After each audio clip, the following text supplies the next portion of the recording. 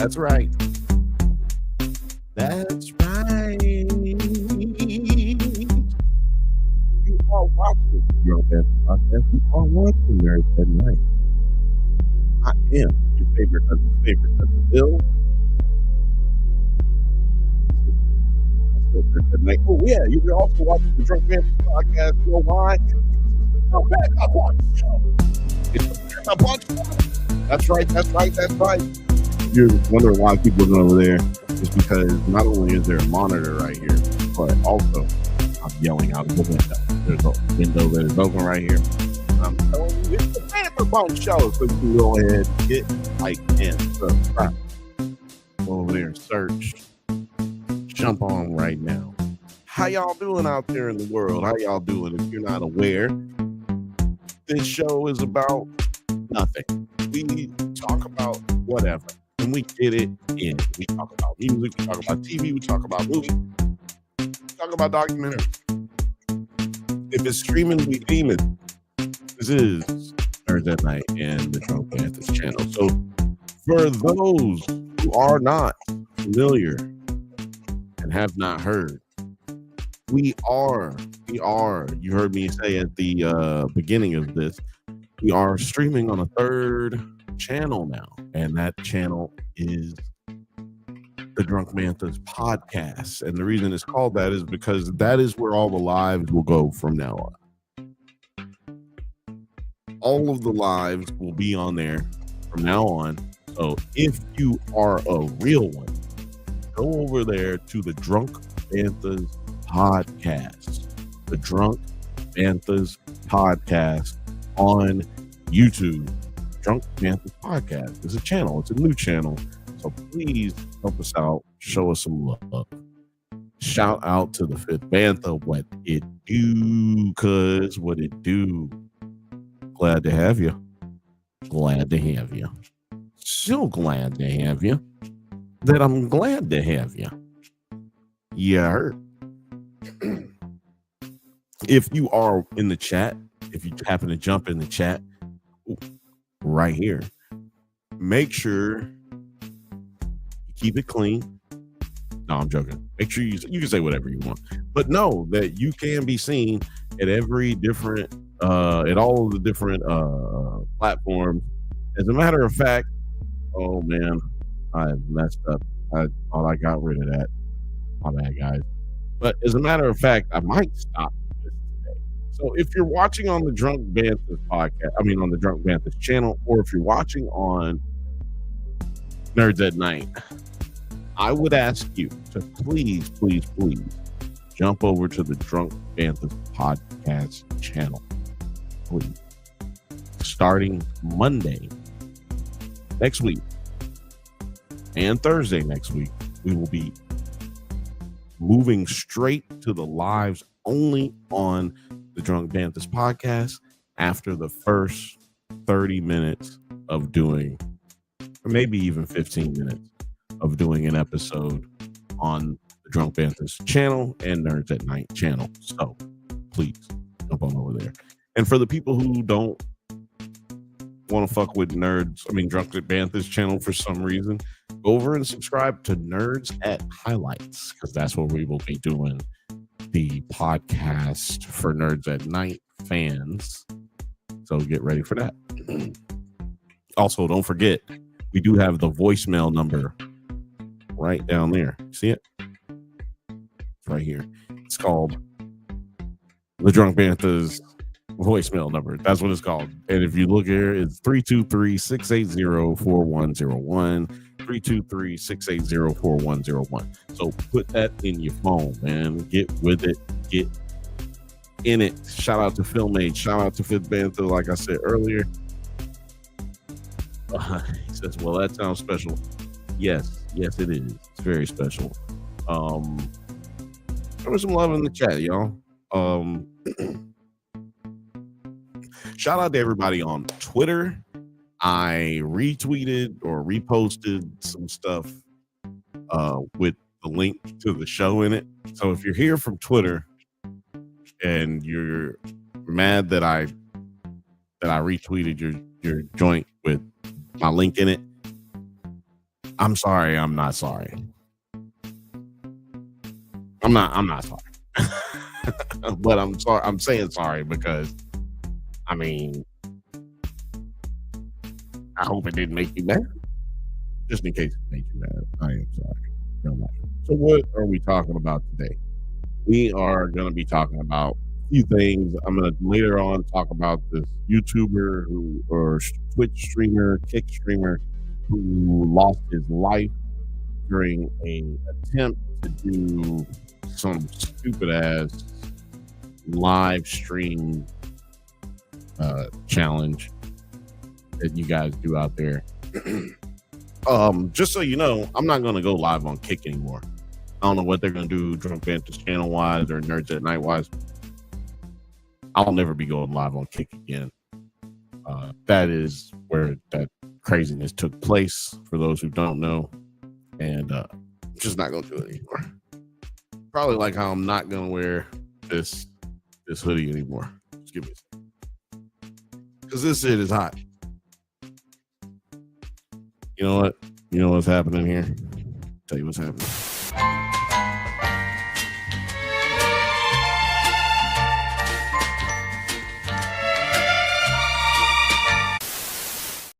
We back. Maybe I should just go like this. Maybe. Oh, wait. Then I can't read what y'all say. Doctor says I need to kind of relax on these. These joints, though, aren't made for the blue blocker. And I gotta, the new ones is coming in. Hopefully y'all like my new glasses. That's such a weird thing for me to be thinking about. Like, will the subscribers like my new glasses? To be honest with you, I don't give a fuck if you like them. I'm joking. Please don't leave me. No, I'm joking. Film H says I didn't hear about this Kick stream. Yeah, well, the Kick stream is crazy. It's a French Kick stream, so probably why you didn't hear about it. Sorry, I'm so damn close to the microphone. It was a Kick streamer. So I heard it because I was listening to a podcast that's based in Canada. I want to say Montreal. Abba and Preach. I don't know if anybody is fans of Abba and Preach, but shout out to them. I definitely found out about this by watching their channel on YouTube. So not on Twitch. I mean, not on Kick. Not on Twitch either. I'm not on Twitch. I don't have any quarrels with Twitch though. Just in case y'all wonder, like, where I sit politically on Twitch. These are my thoughts. Hopefully you care. But yeah, apparently he was like a big gamer, like one of the most famous gamers in the world type shit. And known for being good. He will apparently he will wax that ass. No freaky. He will wax that ass when it comes to the game world. So we're going to talk about that a little bit. Don't forget about the hotline. It is not hot. It is a voicemail line. I will not be putting people on live. I don't know. If you text me first, then I might put you on live. Text me first. Text the number right there, 323-680-4101. Also, I might start posting this on the channel where tell me if y'all think this is a cool idea, if y'all would be interested.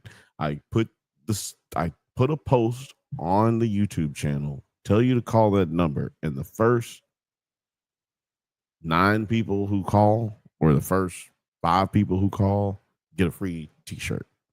And you just DM us your information, or you can leave it in a text message right there and then win a t-shirt. I think that's fair. How about we do that? Maybe we get that going. Hopefully I remember. I'm not drinking tonight, so maybe I will remember, but you are more than welcome to drink. It is encouraged, but never mandatory. Please drink responsibly. But we're also talking about the new Hulu documentary, also available on Disney Plus, Stalking Samantha, 13 years. 13 years. Where I'll try to just remember it do it from memory, but it's Samantha stalking Samantha 13 years. Stalking Samantha 13 hours of terror. And this is our review of this thing. What up, Kale? What up, dog? Good afternoon. Good afternoon to you too. What it do? How's it going? You feeling good? You feeling great? Checking in on you. Thank you for checking in on us. This is the Bantha Bunch Show. Checking it out on Nerds at Night, but also on Drunk Bantha's channel and the Drunk Bantha's podcast. If you're on the Drunk Bantha's channel, please know that this will be moving to the podcast channel soon and never again on here. Please go subscribe to keep up with this show and the Monday show as well. We also have a show called Does It Hold Up on the Drunk Bantha's channel and sometimes on the Nerds at Night channel. And you should check it out. Do you not know what Does It Hold Up is? You don't know what Does It Hold Up is? I got it. I got you. After these messages, we'll be right back. Have you ever watched a movie from your childhood and thought it doesn't quite hold up like you remember? Well, then you would enjoy our bi-weekly series, Does It Hold Up? Where we revisit classic genre films with a special guest to help us determine if it is as good or as bad as we remember. It's a whole lot of fun, so you should check it out. Please check out the Drunk Bantha channel. They clearly are ready for being seen at a higher level. Back to the show. And also, I hope it's Kale. I hope I didn't say that wrong. Hope it's Kale. Maybe it's Cal. If it's Cal, please let me know if I said it wrong. I apologize. Even if you don't want to tell me if I was wrong or not. But yeah, we got a jam-packed show. So let's get it going, man. This is a pretty crazy documentary. Let's see if I can read the what the hell? Let's see if I can read this Wikipedia thing. Y'all know I can't read good. I can't read good. Where is it? Where's this description for this damn thing? I had it right here. Had it right here. Now I lost it. All right, here it is. Here it is, y'all. This is a documentary about Samantha Seitz. She met Christopher Thomas in 2011 when an unsettling obsession took hold. Christopher constantly stalked Samantha, showing up consistently where she went until 2022, when the harassment turned into something dangerous. Her friends, not even her friends, could help her. Now, this is a pretty Kale like the vegetable. Boom, nailed it. Woo, nailed it. Fifth Bantha says crazy is an understatement when talking about this documentary. This is one of the wildest stories I've heard.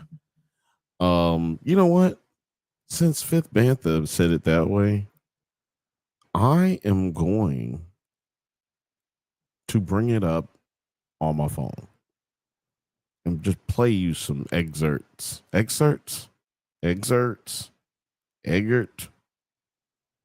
going to play you some parts of this documentary because it was pretty crazy.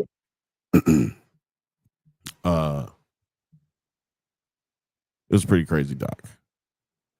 Let's see here. This is a Nikki 9 Doors. I'm telling you, y'all, if y'all don't know what Nikki 9 Doors is, that is a ding dong ditch. That's when somebody rings your doorbell and takes off. And y'all probably, some of y'all too young to know what the doorbell is, most likely. but that's what a doorbell is. Ding, Nicky 9 doors is ding dong ditch. All right, I'm trying to hook up to this Bluetooth. Let's see here. Output routing. Mix main. I'm gonna try to hook up this Bluetooth because I'm gonna be honest with you. I miss doing stuff like this with y'all. I haven't talked about a documentary in so long. So long. But basically, this girl, we start out with Samantha. We're like, hey girl, what's up? Girl, you're doing good. You in college? This, it starts out with this normal, very, very normal hold on, Bluetooth attempting, please check the pairing code. Oh, pair. She starts out going to college, you know what I'm saying? She's in college. That's where the story starts. And then she, we're meeting her roommates, typical little documentary style. Look at these white girls. They pretty. You know what I'm saying? Like that's the concept basically at the beginning. Like, look at these pretty girls trying to live their life, making shit happen. Just regular people. They're in Michigan, by the way. Just regular ass girls from a very small town in Michigan, Lake Town. Lake Michigan, for those who are unaware. I can't remember what college they were in, but it was like south of the top of the peninsula that is Michigan. And they met this guy who was friends of her roommate, if I'm not mistaken, which is, that friend loses points. Maybe they still friends to this day, but you lose points, my guy, my girl, because you're the one who introduced this psycho into this girl's world, this girl's life. But okay, I think we're good. Are we good? We're good. Let's see if this plays. Oh yeah, I'm handcuffed to the wall. Whoa! Hold on now. See, hold on. Let's see. Oh, see, when you get a second one, that's how you know. That's how you know. Hey, what's up, buddy? Buddy, old pal. Right. Buddy, old pal. Buddy.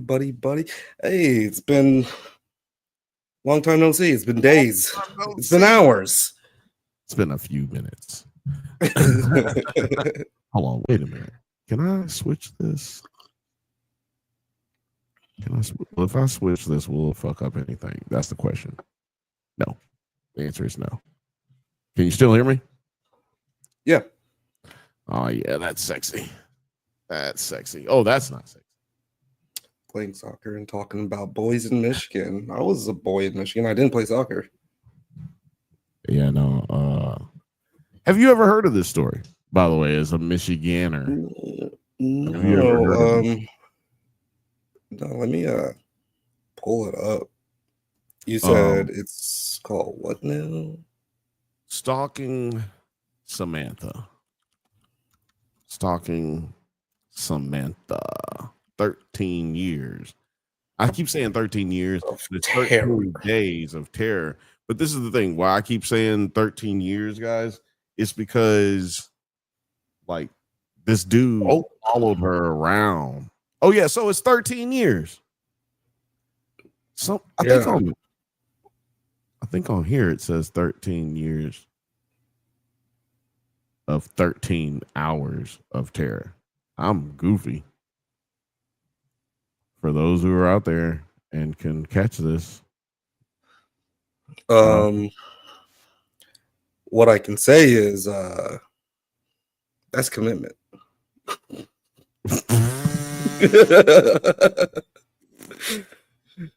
I've never been so dedicated to anything in my life, to be honest. Never, dog. Especially not excuse me for saying, but especially not no bitch. I was gonna say female, but that's totally not any better. in this day and age. So whatever. Yeah, bitch is better. Hey, at least if we're gonna go for funny, like let's just go. Let's just go there, dude. Fuck it. But yeah, this is crazy, dude. I had a hard time finishing this because I wanted to finish it because I knew I wanted to talk about it tonight. This was recommended by the fifth Bantha. So if you hate it, you blame him. Remember that. And if you don't like this episode, you blame him. Remember that. It dropped all at once. Dropped all at once. 3 episodes. Okay. And from what for me, it was a good documentary. Please edit the start time. The start time already started. Her name is Samantha Stitties. Samantha Stitz, I think is what it was.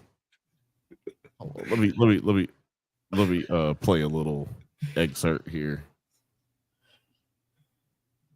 I think I'm playing it. You know that's it. Handcuffed to the wall in this torture chamber.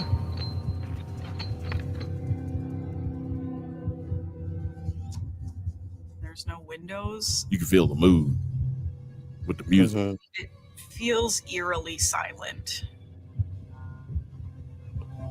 Holy shit, this is like a horror film. Am I gonna die chained to this wall? Is he going to rape me and kill me in this room?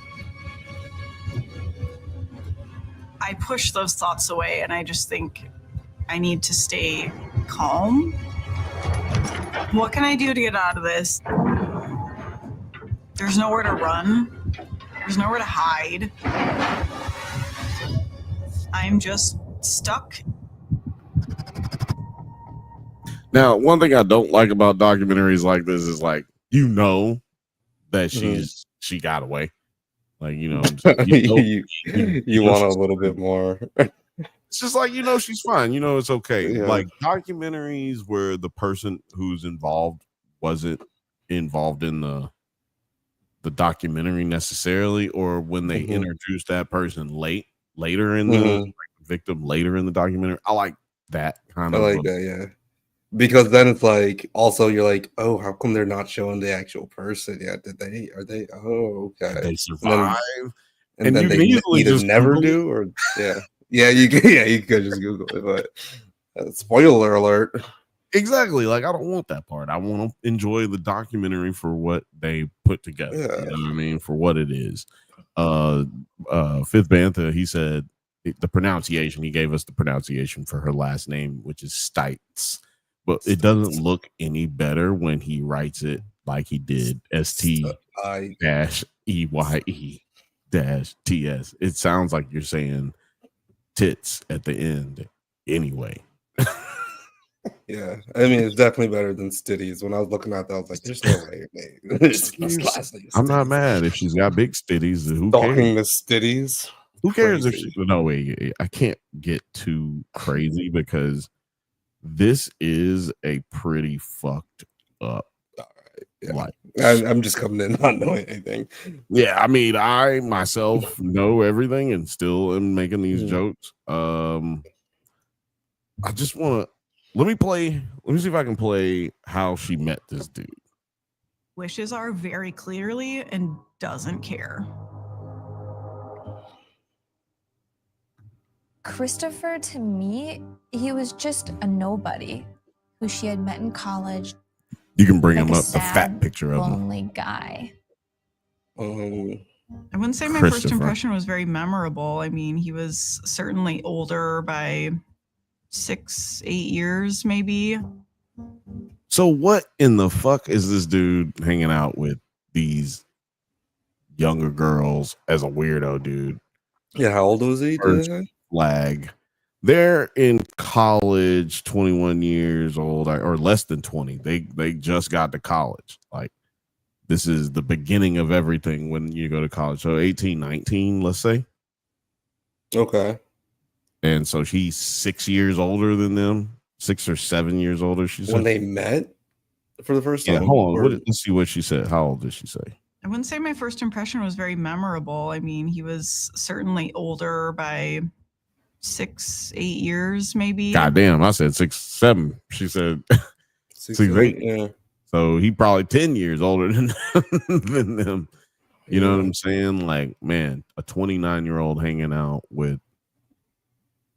Like, I have hung out with younger ladies, but never in a sexual manner in any way, shape, or form.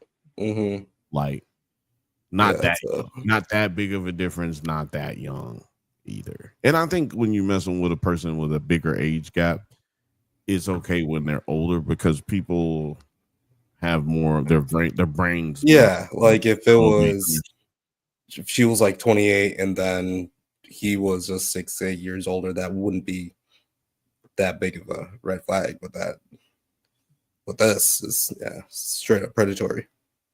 Straight up predatory, and that's Jeff Cam. I didn't take off the Jeff Cam. Jeff Cam. Man, I hate seeing people in jumpsuits these days because all I see is that dude like you are thicker than a bowl of oatmeal. That's yeah, like you just about to do. And he is not even a good person. Like, I don't even know why. That it just makes me want to cry every time I see it. But damn, it got me off track. This is gonna be some laughs, y'all. This is not gonna be all depressing. So please don't get it twisted. We're still gonna have fun. Cole said 3 episodes sounds okay. I can picture a much too long Netflix version. Exactly. That's what I liked about this one. Honestly, if it hadn't have been 3 episodes, they could have did it in 2. I mean, I think they could have did it in 2. There were some, but there were some details that like really helped it and needed to, that like it helped tell the story a little better. Yeah, and you need. Are they like all hour-long episodes or what? Yeah, I think they're all like 40 minutes. Okay. This one, why am I saying that? Like, yeah, it's like this one's like 40 minutes, and so the next ones are probably about the same. But yeah, she meets this dude, and he's just he's really fat. He's really out of shape. And I'm not saying that to be mean. Like I'm just describing this guy. Part of the there. That's look. Go back up. That is him. That's him when he was younger. Around the time that she met him, there's another picture of him that they show in the doc where he is where he's got a beard. So he's this is his. He looks so jolly. Left when I was. Oh, sorry. Yeah, this is when he met her, right? So looks harmless, right? Like, yeah, dude really doesn't seem to. If you met him, and I'm sure everybody knows somebody like this, where you're like, well, he's harmless. He's weird, but he's harmless. I know so many guys like that, but you probably think they wouldn't do nothing. But like, this is a situation where where you're shown that can be isn't always the case. I'm sure those guys are really dope. They're the ones that I know, but I would not leave my girlfriend alone with them. And not that I wouldn't leave her alone with them, but I would tell her ahead of time, like, hey, this dude, he's really nice, seems really nice. Like, he's never done anything to harm me or do anything crazy or say anything crazy to me, but this dude a little weird, so don't gets his rocks off. Yeah, also don't give him too much of affection, even though you don't want to. Like, I know I'm not trying to tell women like, oh, this is how you don't get vaped or this, and I say vape because of the YouTube restrictions, just for those who don't know. I'm not trying to be disrespectful. I'm just saying I'm not trying to tell you like, oh, this is how you don't get vaped or you put yourself in that position. I'm not saying that in any way, shape, or form. What I am saying is to see the way to see signs. And when you do see signs, don't feel obligated to entertain their attention or a need for attention or their feelings. Like, your feelings are important. You feel uncomfortable. Don't give them any more affection than you would a stranger on the street, right? Like, or somebody that is trying to that you just feel nervous around. Like, if you feel nervous, give them that same amount of affection externally that you're feeling internally. Did I send you that Instagram reel of just like when you leave your girl around with your older uncle? No. Yeah. But you should pull that up. That sounds I'm gonna try to find that. That is hilarious. But yeah, go ahead. I'll pull it up shortly.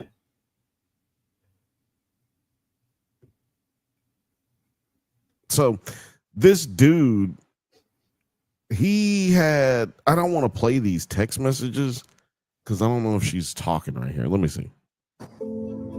Christopher messaged me a few times, like, wanting to come up to Elk Rapids or meet with me. And when I show Carissa, we just... Hold on, I feel like I didn't set this up right. So she just explained earlier, you just heard her say, hey, I met this guy. He was about this much older than me. And that was basically it. Literally, there is no other connection between the two. Apparently, she gave him her number, though, at some point, right? Ladies, do not do that. That has to stop. And I know a lot of you don't do that. But some of you do that. Some of you have given me your number, never intended to talk to me, and then just talk to, like, say hi in the text message, and then that's it, ghost you. But this is the thing, ladies. There's some guys who aren't me that are fucking weird, and you shouldn't just give them that much access to yourself. Like, this is like a situation where even if you don't see signs, I'm not saying, oh, just don't talk to dudes and don't be, engaging, but just, you don't have to give him your phone number. I'm just saying. And it's like annoying to some of these. It's annoying. It's annoying to someone like me, right? Who don't give a fuck. But then some of these guys, that's why you got this manosphere bullshit where these niggas is just sad. You know what I'm saying? They feelings is hurt all the time. So you done hurt their feelings again, and they just want to put it on all women.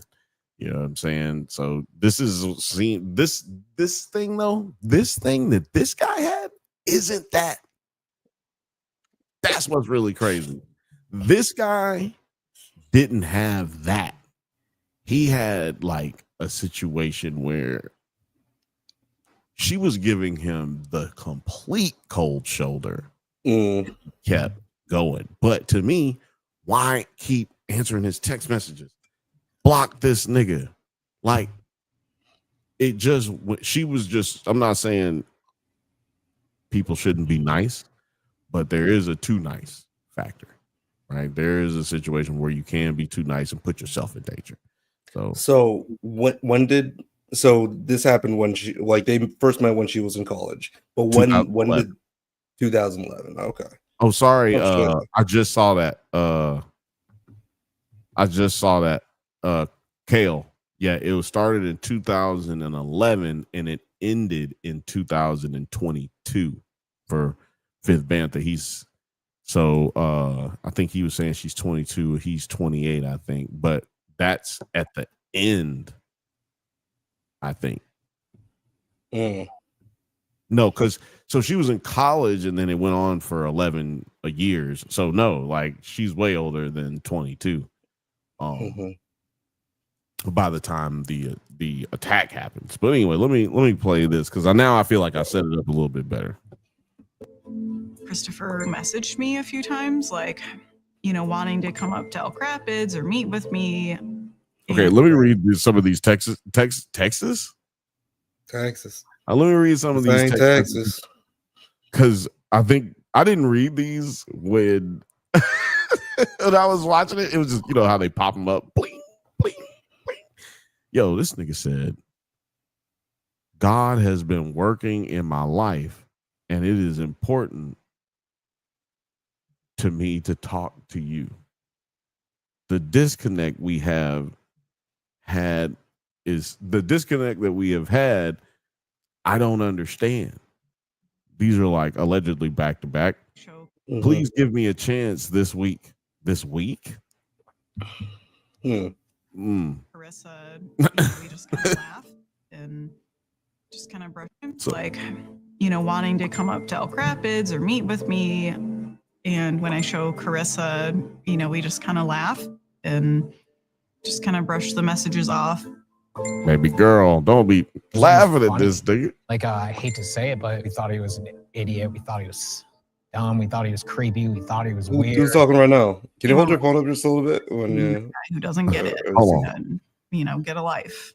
So I do need to mention that the dude, that's just one of her friends. He looked like he was the dude who wanted to fuck, but he never got to fuck. But he understood the friend zone. Yeah. I don't ever even say the friend zone. I don't ever even say that word. I don't believe there is a friend zone. Y'all are either fucking or you're not fucking. That's just how I look. Okay. You're either fucking or you're not fucking. That's kind of how I look. Okay. I don't even be fucking her. That's crazy. We don't be fucking. Like, that's crazy. Like because she might not, she might want to fuck you, but you might not want to fuck her. So, you know what I'm saying? Like, that's why I don't say friend zone. But this nigga's in the friend zone, yes. Another one of them Grand Rapids niggas, you know what I'm saying? Explain to the people what that area is like, or do you know what that area is like? That Grand Rapids area of Michigan. Oh yeah, I'm from Grand Rapids, but she said Oak Rapids, so it's not really like Oak that. Yeah, it's a bit more. Well, fuck them then. Yeah, there's nothing really out there in Oak Rapids, to be honest. Like, it's pretty. It's definitely pretty. The lake. That's what she said. The lake. So when you say that, like the lake, that tell me it's boring as fuck. You know what I mean? They go out. It's pretty. It's pretty. Yeah, they go on the boat. Yeah. You go on a boat.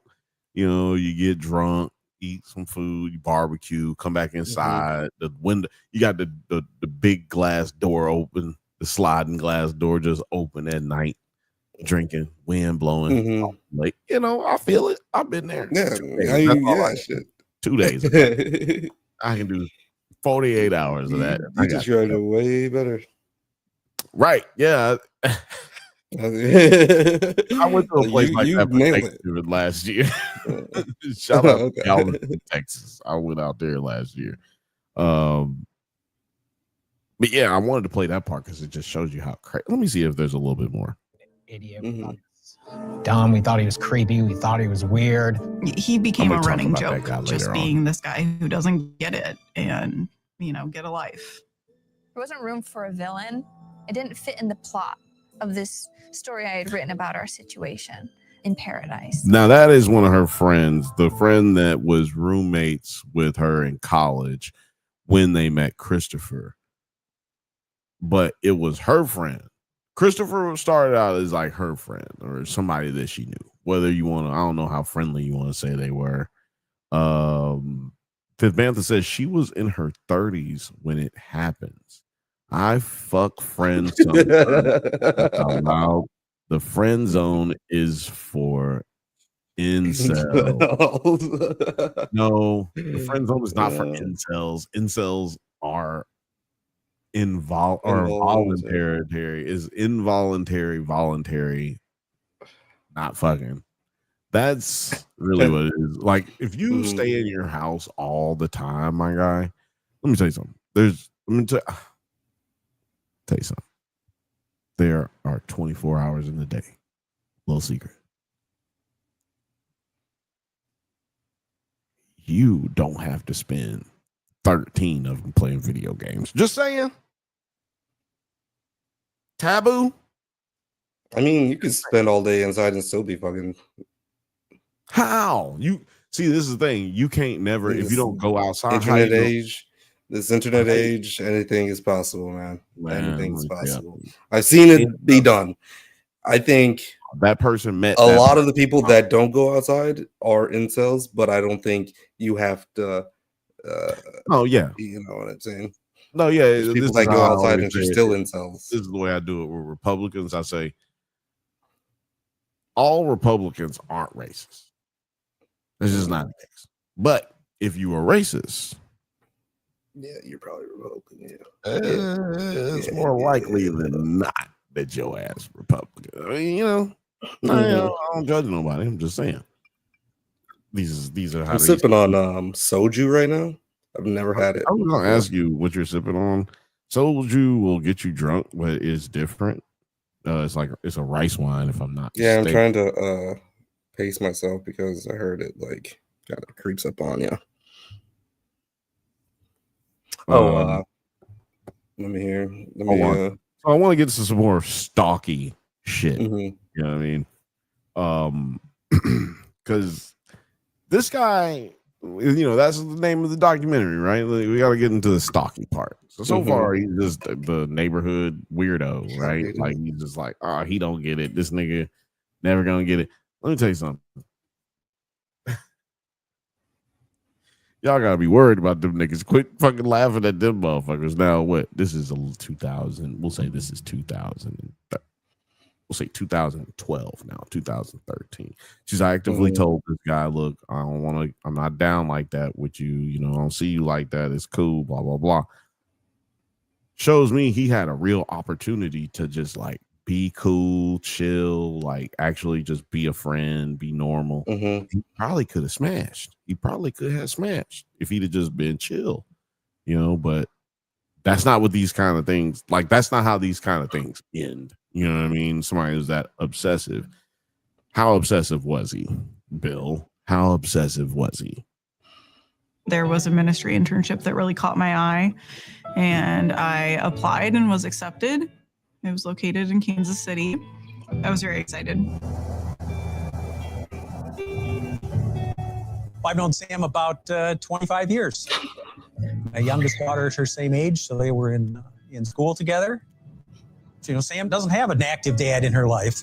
And so I did a lot of the dad stuff, you know, provided rides, tried to be as supportive as I could. You know, neighborhood dude, just trying to help out. You know what I'm saying? My heart just sank. Oh yeah, hold on. Motorcycle city. Craig and I are running errands together. Talking about old Papa Dude. Craig is dude's father figure. We had noticed there was a red motorcycle following us. Can I do this? Oh. Yeah, I only need some references. I knew it was him. How did he find us? Like, I'm not even in my own car. How did he know where we were? Yeah. Ooh, spooky. So I pull into the high school parking lot. He gets off his motorcycle. I'm going to go confront him. Sam says, no, I'll do it. It's like so blurry. And I say, Christopher, what are you doing here? Like, why are you in my town? I've told you to leave me alone. Why are you here? What could you possibly want? He's like, well, I applied for the same internship you did, and I was accepted. We're just talking all the way over. I'll do it. I get out of the car and I say, Christopher, what are you doing here? Like, why are you in my town? I've told you to leave me alone. Why are you here? What could you possibly want? He's like, well, I applied for the same internship you did, and I was accepted. Do you think you could give me a ride out there? I am just stunned. And you got a ride.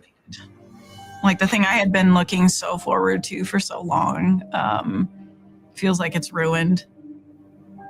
So she applied for a ministry internship. So this nigga had fucked up her shit so bad when she was in school. She was like, look, I am stressed out. She turned to a ministry to, work through some things. And, school was a big pressure for her, whatever. I can't remember what school she went to. I don't think they said it, which probably has to do with some Title IX type situations. Like, why didn't y'all provide like this girl with, more safeguards or whatever? But she didn't go to the school with anything, as far as I remember. So I don't know. And ladies, you can do that. You have the ability to do that, or at least you did. I don't know. Trump is a motherfucker, so you might not be able to do that shit no more. Mr. President, thanks. Damn, that is one of the most fucked up ways you've used that. I'm just, hey, it's the president of the United States. What do you want me to do? Yeah, I mean, for sure, you didn't do that. Mr. President, thanks. For excuse me, Kale said friend zone is a made up thing to make young adjacent men. Got a question about that? I got to put a pin in that. Young adjacent. Yeah, young adjacent. Young adjacent men feel better about never having a chance when someone likes you enough. Being friends first doesn't stop them. That's right. No, all you got to look, you still got a chance, my nigga. Huh? Say again. There's women in the friend zone too, by the way. Oh yes. Yeah. No, there's definitely a lot of women in the friend zone as well. They say there's someone out there for everyone, but that's a lot. It's like saying everybody gonna be rich one day. Like, there's someone out there for everyone if you're willing to be realistic. Compromise. I ain't gonna say compromise. See, that's a disrespectful word. Subtle. It's disrespectful to both parties. So I'm gonna say you need to lower your expectations. Be more realistic. No, lower your expectations is bad too. Be more realistic is the honest way. Realistic. Be more realistic. Are you ever gonna be recognize your worth? No, I'm not doing that. That's temper your enthusiasm. Be more realistic, like in all of life, right? Like, you're not gonna be rich, dude. And if you are rich, and if you get rich, you were lucky. Like, if you were born into wealth, you did nothing, literally nothing, except not die in a crib. Like, that's all you did. Like, your parents did everything. You got lucky into who you were born. And if you're born in America, you're lucky to have been born in America. Like, outside of this country, I think it's like $3.50 is the average wage for a person outside of this country. So just think about these things, people. Think about these things. But there is not everybody. Like, I'm not saying nobody's gonna get laid. Everybody can get laid. Yes. Work hard, stay vigilant, and you too can get laid for sure. But there's not somebody out there for everybody. And that don't mean, sometimes, well, I'm not gonna say sometimes, all the time. You gotta remember, you don't need to be with nobody either. You don't need to be with nobody. As much as this is a conversation about this young lady getting stalked, I think this is just as much of a conversation as to, like, dudes, stop being weird. And not just stop being weird. It's like telling a nigga to stop robbing cars and, like, stop stealing cars. Nigga, he's like, nigga, what am I gonna do if I don't steal cars? This is how I make my money. This is what I do. Well, how am I supposed to just stop? It's like, you got to give them something else to do, right? And I'm trying to tell you how you should just approach these things. Like, this shit don't matter. You know what I'm saying? Getting put in the friend zone, that doesn't matter. Like he said, like, that's a made up thing. Maybe if you be a little bit nicer. It is a state of mind. It is a state of mind. Yeah. Because being friends with somebody is wonderful. It's wonderful. And you know what you want to do? If you do end up being in a relationship, you wanted to be with somebody that you're friend. Like when you end up in a long-term relationship, you want that to be your best friend. Damn near. You know, if it's not your actual best friend, like you need it to be on that level to a degree for you to actually succeed in that relationship. Fifth Bantha said single is fine, but the guy was just so messed up. He decided that God wanted him to smash this girl, and that's a crazy sentence. He decided that God wanted him to smash this girl. and it didn't matter what she said or what she did or who gave all this. I just can't even finish reading this goddamn comment. Just Nigga, manifest. you want me to take you serious? He decided God wanted him to smash. God said. Well, you can't tell me nothing, bitch. I fucking talked to God. He said that I can smash. God said we was fucking. No. Yes, single is fine. And you are right. This guy wanted to he was just so messed up. But that's what I'm saying. He was so messed up because he got fixated on one thing and could not get it like out of his mind. Like he developed a whole world in his head. He just could. He even told his mom later in the documentary that he just could not stop thinking about this girl. You would have not done all this. And he's just like, no. I would have did all this. This is who I am, Mom. Because he did stalk another lady. Yeah, does this guy have a mother? He does. Family? Hold on, let me try. Sisters? So yeah, he got I don't want to get too soon into it, but he did get arrested. And I do want to play it since I did talk about his mom. To get an independent competency exam to compare to the state exam, but they came up with the same conclusion. He just said that there's crazy and insane, and you're not, neither you're. So this is a conversation recorded in the jail between Christopher and his mother. Okay. The state exam, but they came up with the same conclusion. He just said that there's crazy and insane, and you're not, neither you're just an isolated, lonely, depressed person. Yeah. That's what he said. Gotcha. And I'm sorry that. So, I'm trying not to cry today because I've been crying nonstop for 3 days. There were a few conversations that he had. There's nothing to see, by the way. I'm just letting what's going on here? That's him talking to his mom. It kind of scared me a little bit. Yeah, that's what I was saying. Like this is a recording from jail where he's talking to his mom on the phone from jail. He's had they got to determine if you're psycho, whatever. Yeah, are you fit for trial or whatever. His lawyers tried that bullshit, and they deemed him fit for trial, understanding what he had done, all that shit. How much time was he facing? Do you know? Do you know like how much time he was facing off those like original? Well, kidnapping is a federal offense, so you're facing 25 to life. With so this is okay. I thought like he we'll get arrested before. Okay, all right. Yeah, we'll get to that. Get upset, and it was one phone call in particular. Really, it kind of scared me a little bit. But anyways, I'm sorry This that is you the were third so episode, lonely. by the way. I'm sorry. I made you get your own place. I should just let you stay here. No, it wouldn't have mattered.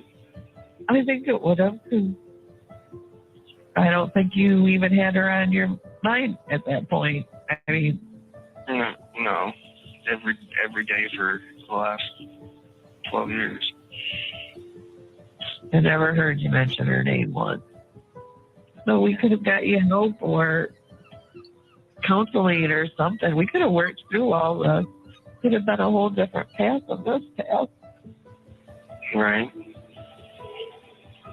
He's like, bro. He sounds like so nonchalant. Yeah, the person that didn't want you anywhere near her. He's so far gone, so far obsessed with her that I believe if he had the opportunity, he would do something again. He told her that he only wants to talk to one person, and that's her. And she's trying to tell him right there, like, dude, she don't want to talk to you, dog. Like, she don't want to talk to you. And I'm trying to get to this. So, like, he starts showing up everywhere in her life, like we just mentioned in the car or whatever. He also starts showing up in her life in other ways. So Samantha starts getting into soccer or whatever, and like recreational soccer. For those who don't know, people play soccer well after like college and and high school. Like it's like pickup games, basketball. People who like fucking with it, they still go out there, and they have like teams and leagues and shit, kind of like softball leagues, except with less drinking. But he started showing up at her soccer shit. This is years and years and years after. So I forgot to mention, because I'm skipping through a lot, but I forgot to mention, like Fifth Bantha mentioned it though, that she got a restraining order on this dude, and once that restraining order ended, this dude was back on it immediately. Soccer games, and I see Christopher.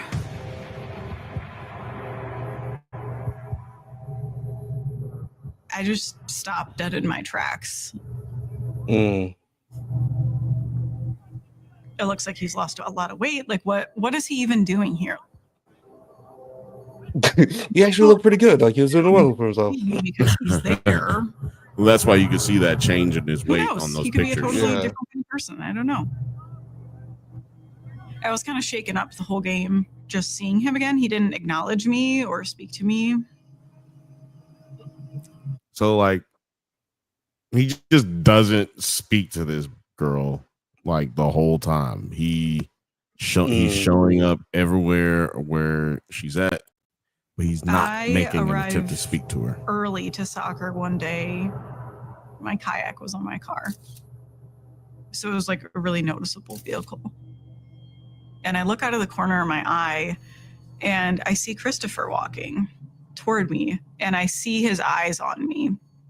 And I think, fuck. What do you think you're thinking when you see that? And I panic. Like, I'm like, oh my gosh, he knows what my car looks like. He can get my license plate. Like, I felt like I had just screwed up so bad. Yeah, you did. But then things got a little more weird. And oh yeah, one thing I can't show y'all or haven't been able to show y'all is that this dude was really stalking this girl. Let me switch to this view, because there are pictures that they have that he was taking of her. Oh, that's like in her phone and everything? In his phone, I mean? Yeah. See how that looks like I took that picture? Yeah, that's kind of wild. I don't know this guy, y'all. It's kind of like artistic too. Yeah, it's artistic. Jesus Christ. Like he was getting like angles and like good through lines right there. All right. These are just straight up. Where the fuck is he there? That's a video in his car that he took? That's him. Yeah, that's him passing by her car. I'm playing soccer one day and he's playing against me, and somebody passes the ball to space and we're both running toward it. Dude is weird, dude. He's Let's get to faster some than me. comments after And this. he beats me to the ball. Christopher was overly aggressive with Sam, just coming in out of nowhere, not slowing down and just running into her, almost to like just put a body on her instead of go for the ball. It was not normal behavior. He turns around and looks at me and sticks out his tongue. He's like, ah. And I just am infuriated. like I felt like no matter where I played, he was just always in my area. And I just kind of broke down. Like I subbed out of the game. She did. I feared that I would never be free of him. Oh man, that was a good place to leave that. That was a good place to leave that. Oh, you thought I was gonna keep lip syncing? I thought that was very impressive. How the fuck did you do that? You got the I'm with it, man. I'm with it. I've been lip syncing for years. I've been lip syncing way before it was fashionable on the TV. So yeah, to Fifth Bantha's point, like they see him everywhere, dude. They see him everywhere in her life. We go up on the roof, we're drinking wine, we're chatting. This is Neither of us Carissa. told each other, but we were both the friend. Remember the scanning friend? the premises. And I happened to glance over next to this alleyway next to my apartment, and I see, guess who, scurry past the alleyway. Christopher looked around when he was walking down the street a lot, like he was looking for me. Yeah. And at that point in me, like a switch flipped, and I got up, I ran downstairs, and I just screamed. I've never screamed. I said, "Christopher, get the fuck over here. What are you doing? What are you doing in Elk Rapids?" He said, "Well, I can't go home because I'm drunk." I'm like, "You're not even drunk. Why are you following Sam?" And he said, "I haven't talked to Sam. I haven't said a word to Sam in 8 years." I'm like, should I go down there? I don't know, but I'm like, I don't want to leave my friend. So that lets you know right there that he is intentionally going about the way he's been going about it because his Plausible restraining order. deniability. Yeah, he like after his restraining order, he's learned how to get around without getting another restraining order. Because the restraining order is up at this point. I don't know how many years a restraining order goes or whatever, but is that the PPO?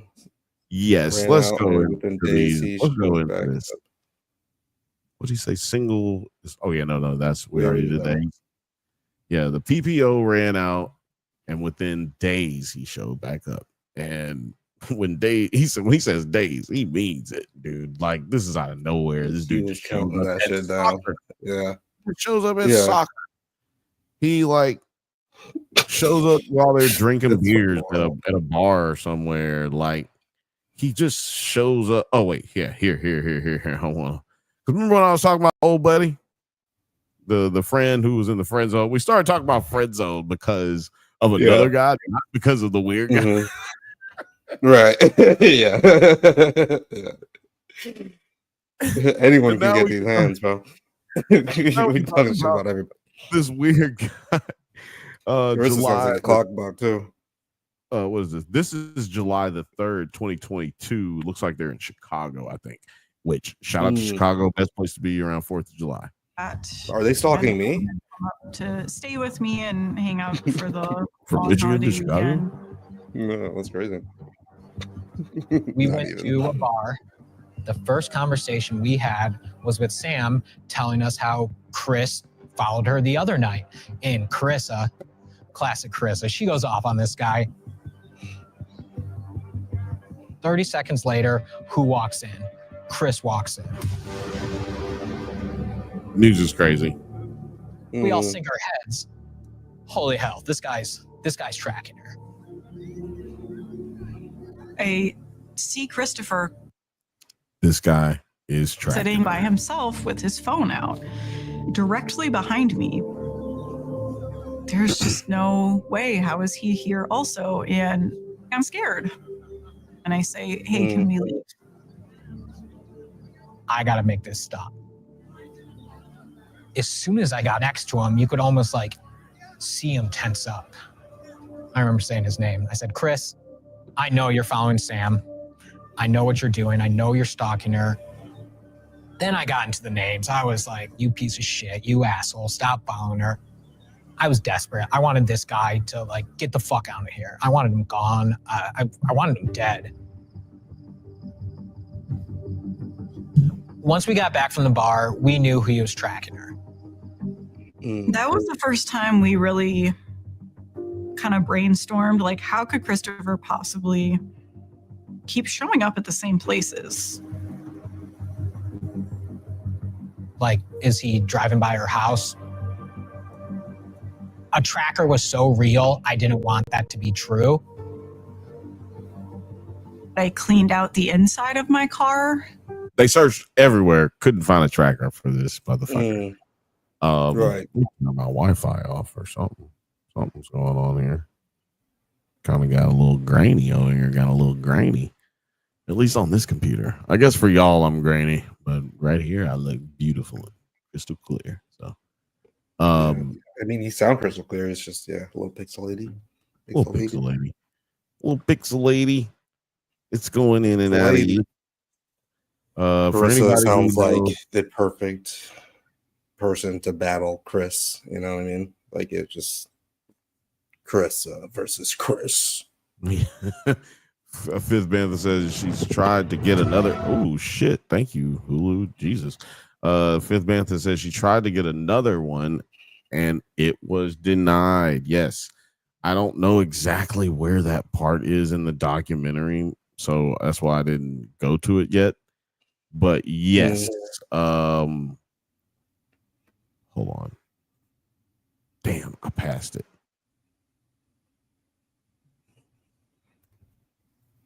Sorry, I passed the. Did I pass it? Anyway. Yeah, she. Well, first, let me talk about the first time he stalked somebody. He stalked somebody, another girl, and got arrested, went to jail for it, and then, got put on a PPO with her, right? And then he didn't violate that one. That is a weird, like, the reason I mentioned it is because, oddly enough, that is when he started having like this infatuation with Samantha. Moved on quick. He moved on quick. Trying to find this one part where she gets abducted. This is interesting. So here we go. Beth said, spoiler, he didn't just track her, but her friends and family also. Yeah. Thanks for the spoiler. Now I can really double down and almost stalk this person to prove that he's stalking me. That's what you see. Oh, great line right there. Yeah. Great line right there. You guys, what are we gonna do? Ladies and gentlemen, because men Go get around stalked. a roundabout. Exactly, man. Men get stalked too. Remember, we did that interview. We did that documentary one time where the dude was like having the bitch that kept following him, and then she tried to kill his baby mama, and like, you remember that documentary? I can't remember the name of the documentary. I'm thinking about Baby Reindeer right now, though. That one too. That's a very great example of a man who can be stalked by a female. Let's see if I can get this going here.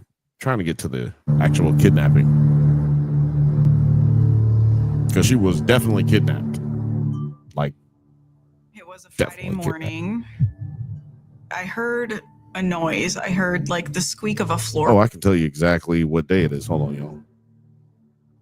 It's October the 7th, 2022. This is recent. Heard a noise. I heard like the squeak of a floorboard. It sounded like it was just outside my bedroom door. I could see some sort of shadow that wasn't normally there. And my heart starts racing.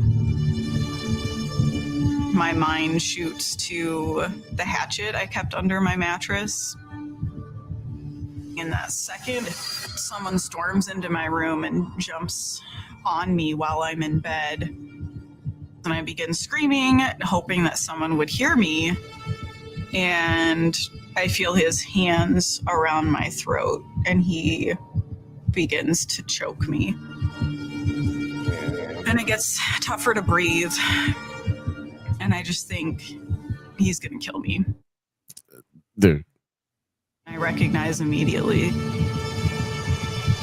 that it's Christopher. So yeah, he jumps on this girl in her bed. He's in her apartment, in her house. She bought a house. Did you saw? Yeah, you saw the Good house. for her. Fine. Yeah, she's actually still killing it. You know, in spite of all this crazy shit this dude's putting her through, she's actually killing life. You know, which I gotta say that shows that this girl is a very strong person. You know, whether you agree with her religion or how she's handling any of this, she's definitely the ending lets you know that she's very strong. She might have done some things that you wouldn't have did or missed some red flags that we would have made, you know, very obvious to us. But yeah, she's a very strong person. I wonder if there's more to talk about here. No, there wasn't no more to talk about there about the kidnapping. So yeah, he straight up takes her to a storage unit in which he like blinds her, gags her, duct tapes her head together. You know, real romantic shit. Yeah. You know, you know, that's how everybody wants to be treated, right? That's how everybody wants to be treated. I just, you know, I don't want to be too freaky, but I'm gonna tape your head together with this fucking ball gag, and you know, who cares? She's got real long hair too, so it's just like it's a real fucked up thing to do to somebody that you even think you like. You know what I mean? Like you're gonna say you're right, yeah. So hold on, I'm trying to get to where she. This is crazy here. Did we already read this? If it said, no, we didn't read it. I wanted to get to that because I was like, "What the hell? What the helly? What the helly?" Said, I had a stalker one time who literally came and stood in front of my family van as we were leaving for vacation and wouldn't move until I gave her a hug. Huh. Damn. How old were you? You're alive, bitch. He also said he had to kidnap her, so she had to talk to him. He only wanted to talk, right? No, he did not. In a more enclosed space. And then we go through another threshold. And then he sets me down on this soft surface and takes off my bandana. The music. I look around and I'm in this tiny 7x7 little room. You know what's really crazy? We did a documentary review about this girl who got kidnapped, but she didn't get kidnapped.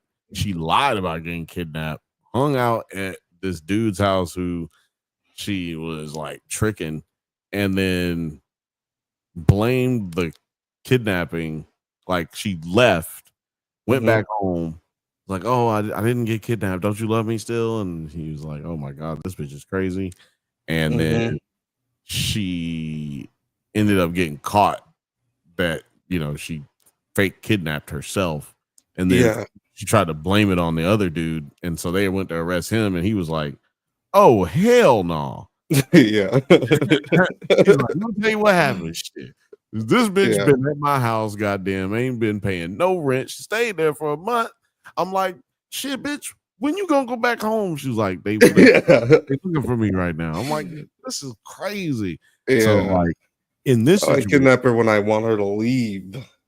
And so that girl is what was wrong, is what's wrong with this country. You know what I'm saying? Like is that it fucks up situations and makes it where this girl and people like this girl can't get hurt, can't get treated seriously because one person, like they say, fuck one bad apple ruins the whole bunch.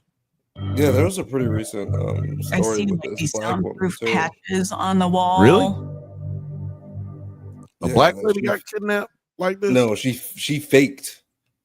Oh. She faked going missing. Oh yeah, in Alabama, in Birmingham, Alabama. Yeah, I think so. Yeah, Birmingham. And I was just like, you just set the whole thing back so much, man. Like for black women, it's just like Especially impossible Birmingham, already. Like and then you get if it had happened in LA, it'd have been different. But Birmingham, like you said, set back. Set back African race. This is 200 one time years, bitch. they're gonna look for a black woman, and Bitch, you sent us faked back it. to Matza Mutza, bitch. You goofy And ass you bitch. wrapped around all the way back again. Yeah, you put Mandela back in prison. You dumb bitch. You.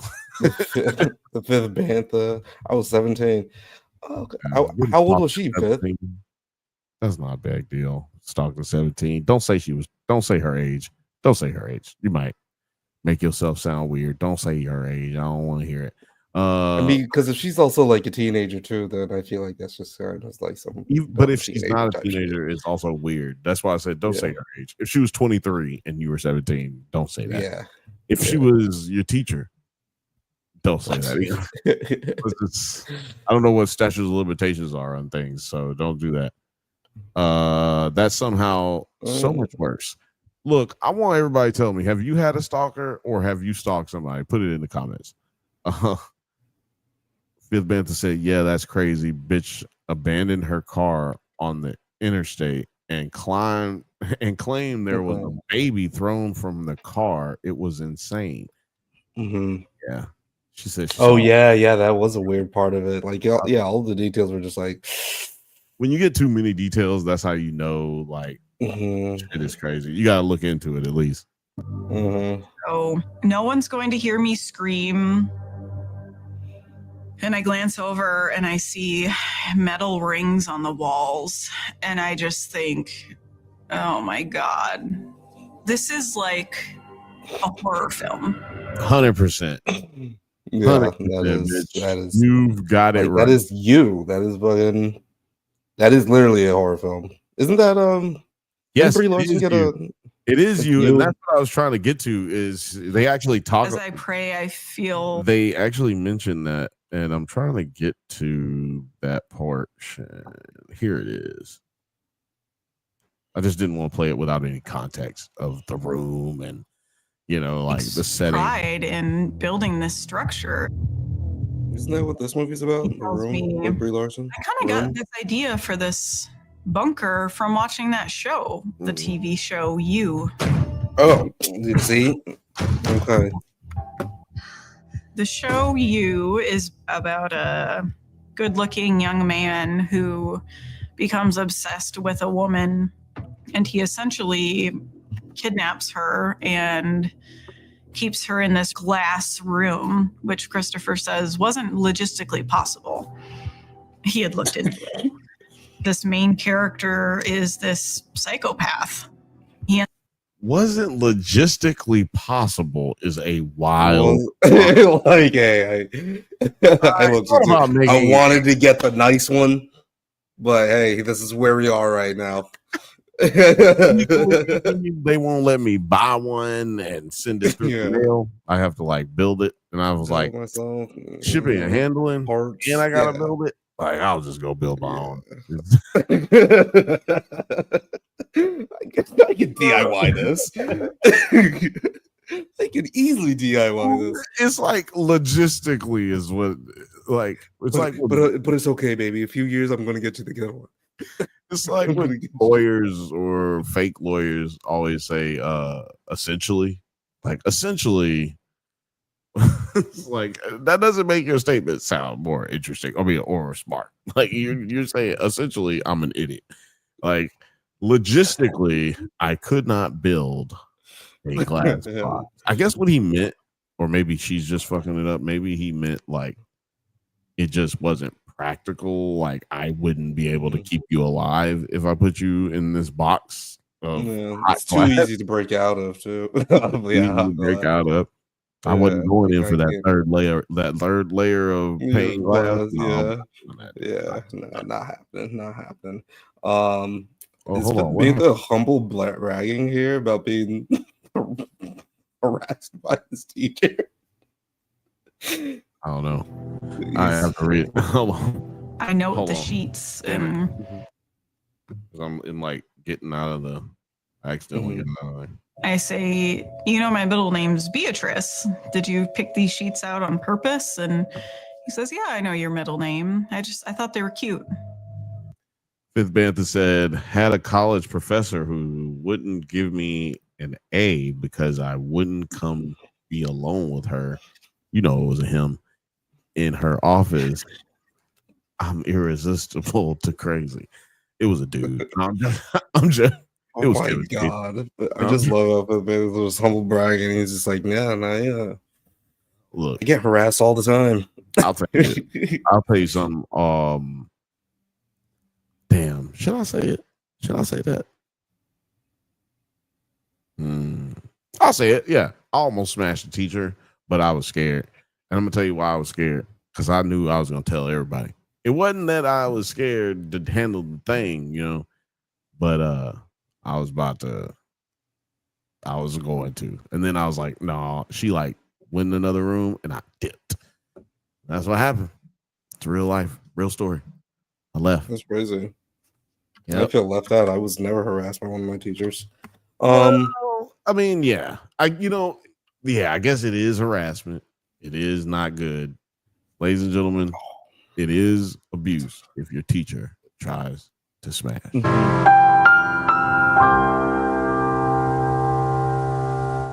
I feel like I've had a lot of those moments today and I just hadn't touched the button. Well, right here.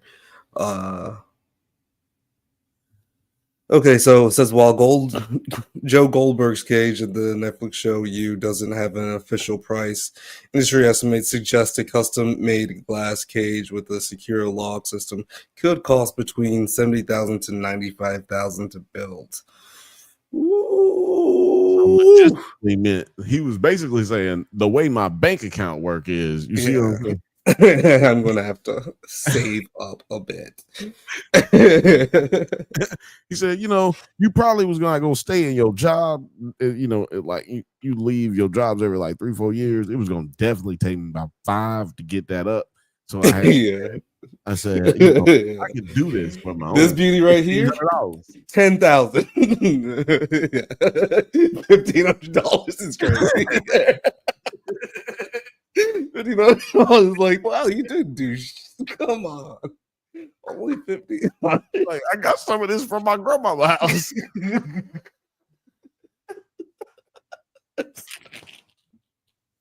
I'm very unimpressed with like the craftsmanship is just really shitty here. Oh my god. I thought you cared about me. It's just so crazy because he says, yeah, I know your middle name. I thought they were cute. I felt like I was living in two minds, one where I was pretending to be this unbothered person who was catching up with somebody I hadn't seen in a long time, and this other person who was convinced they were going to die.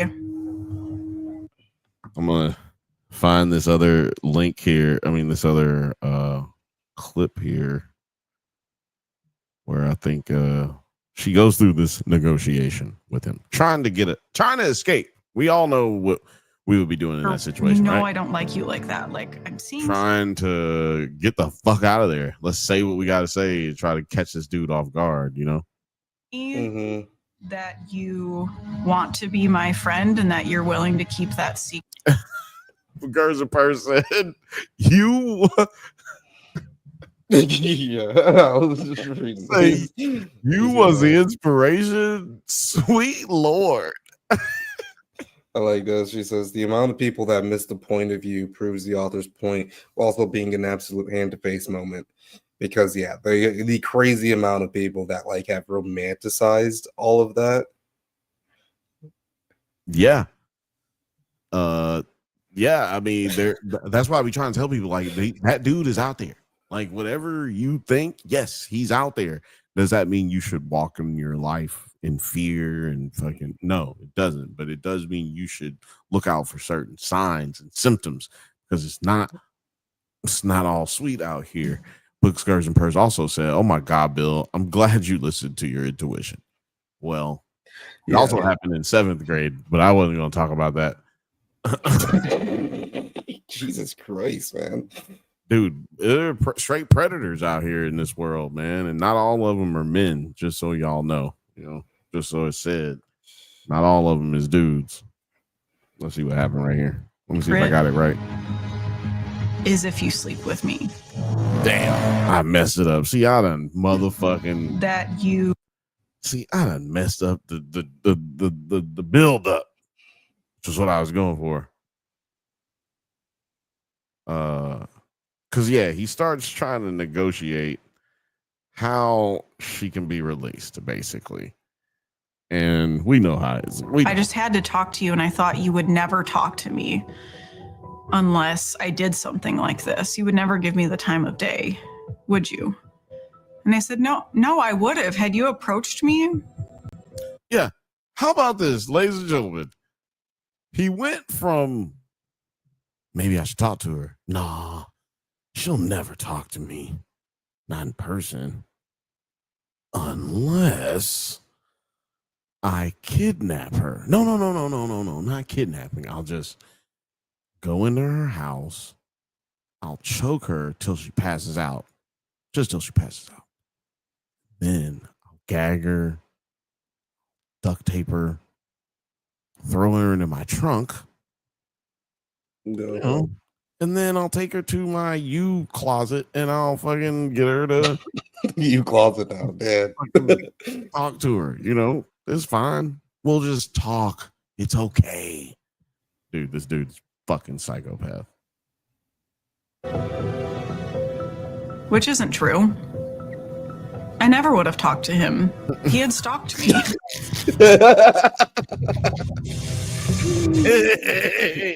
Yeah, no, I was fucking lying. I hope he gets to watch this in prison.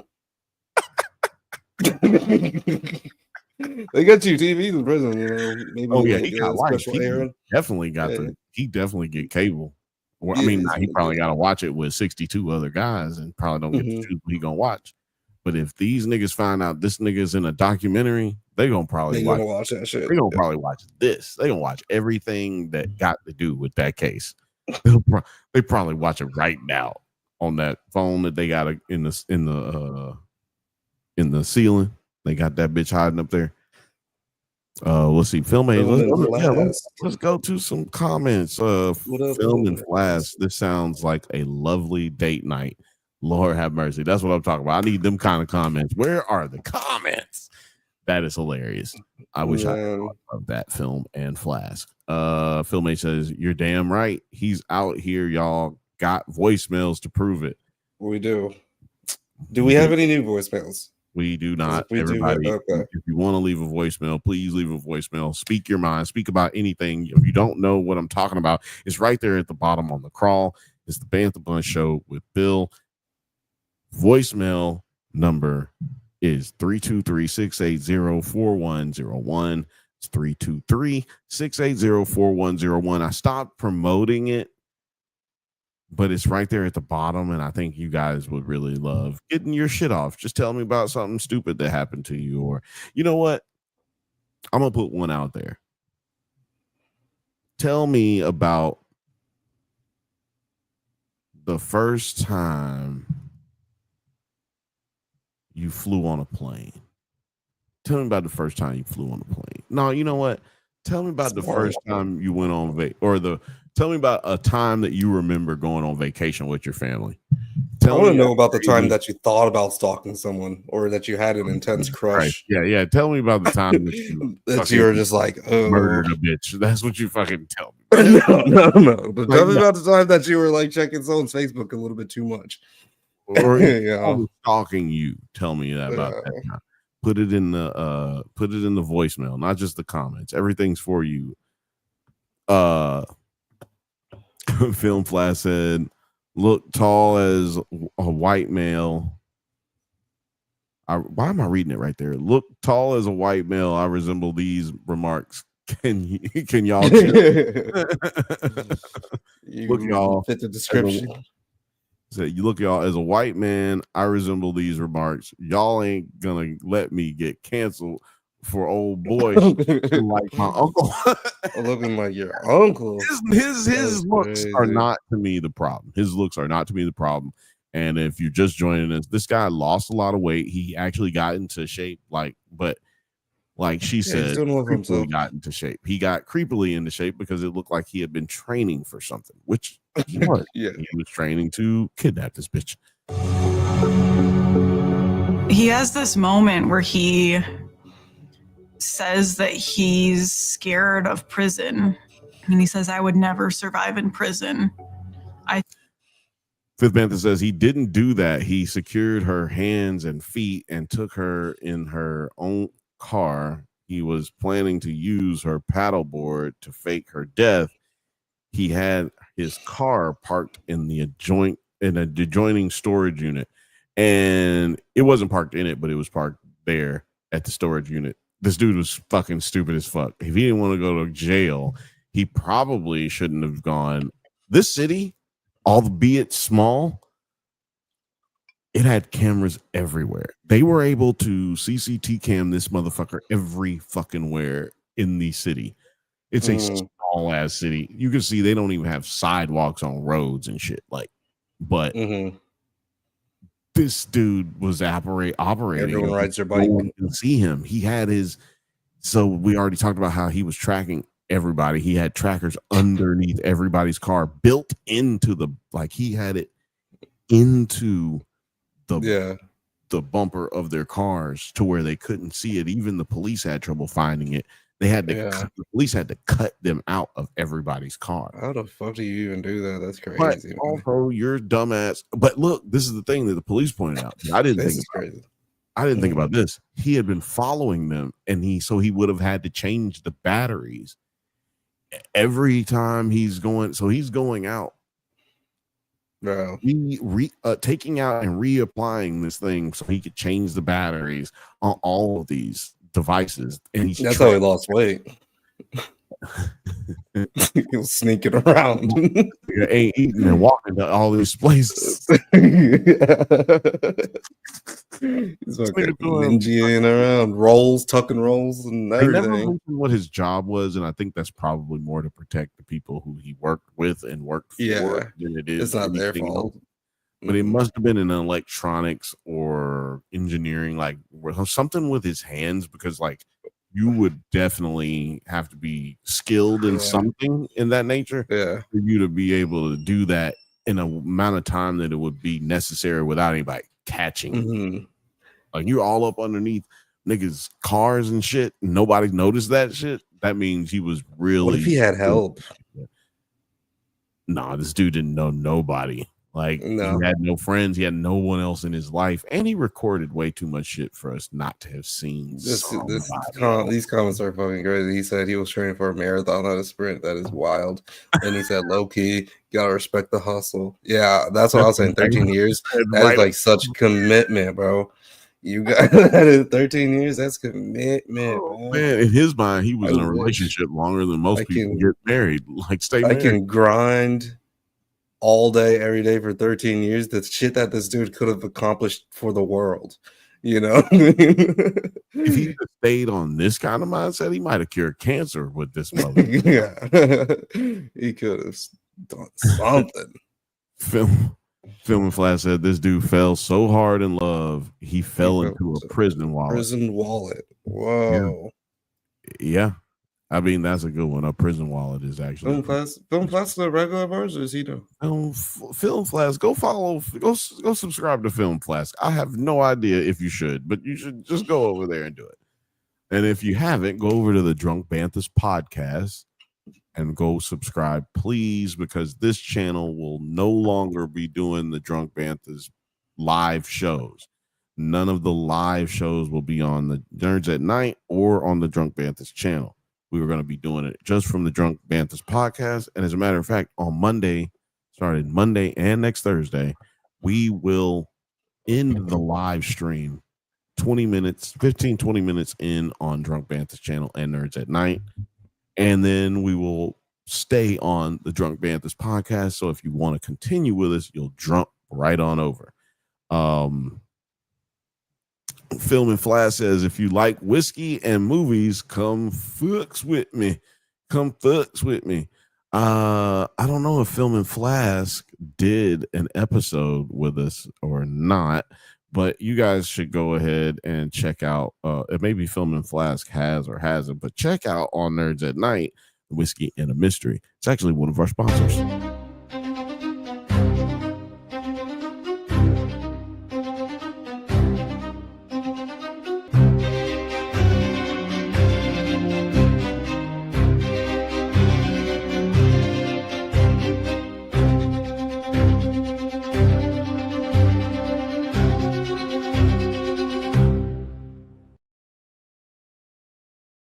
Yeah, so yeah, Whiskey and a Mystery. Check that out on Nerds at Night.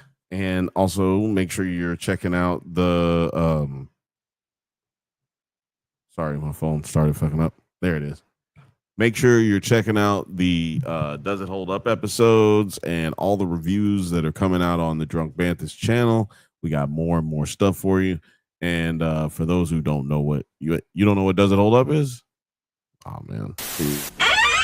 After these messages, we'll be right back. Have you ever watched a movie from your childhood and thought it doesn't quite hold up like you remember? Well, then you would enjoy our bi-weekly series, Does It Hold Up? Where we revisit classic genre films with a special guest to help us determine if it is as good or as bad as we remember. It's a whole lot of fun, so you should check it out. Please check out the Drunk Bantha channel. They clearly are ready for being seen at a higher level. Back to the show. So yeah, man, make sure y'all go over there and check us out on the Nerds at Night channel and the Drunk Banthas channel and the Drunk Banthas podcast if you want to stay up with the lives. Definitely get over there and stay up with the lives, please. It is basically my only job. Film and Flash says my buddy Mike over at Cinnabourbon told me to hit y'all up. Hell yeah. Well, shout out to Cinnabourbon and shout out to Mike. Well, I guess Mike is Cinnabourbon, but shout out to you, Film and Flask. Shout out to Cinnabourbon and shout out to his channel, Film and Flask channel, man. Go over there, subscribe, get your whiskey on. If you like whiskey and movies, come fucks with him. Come fucks with him. I do want to play one more part of this episode because he definitely vaped this young lady and he definitely deserved everything that he got. I just want to play a portion of when he got arrested because his conversation with the police was very weird, as you might expect. So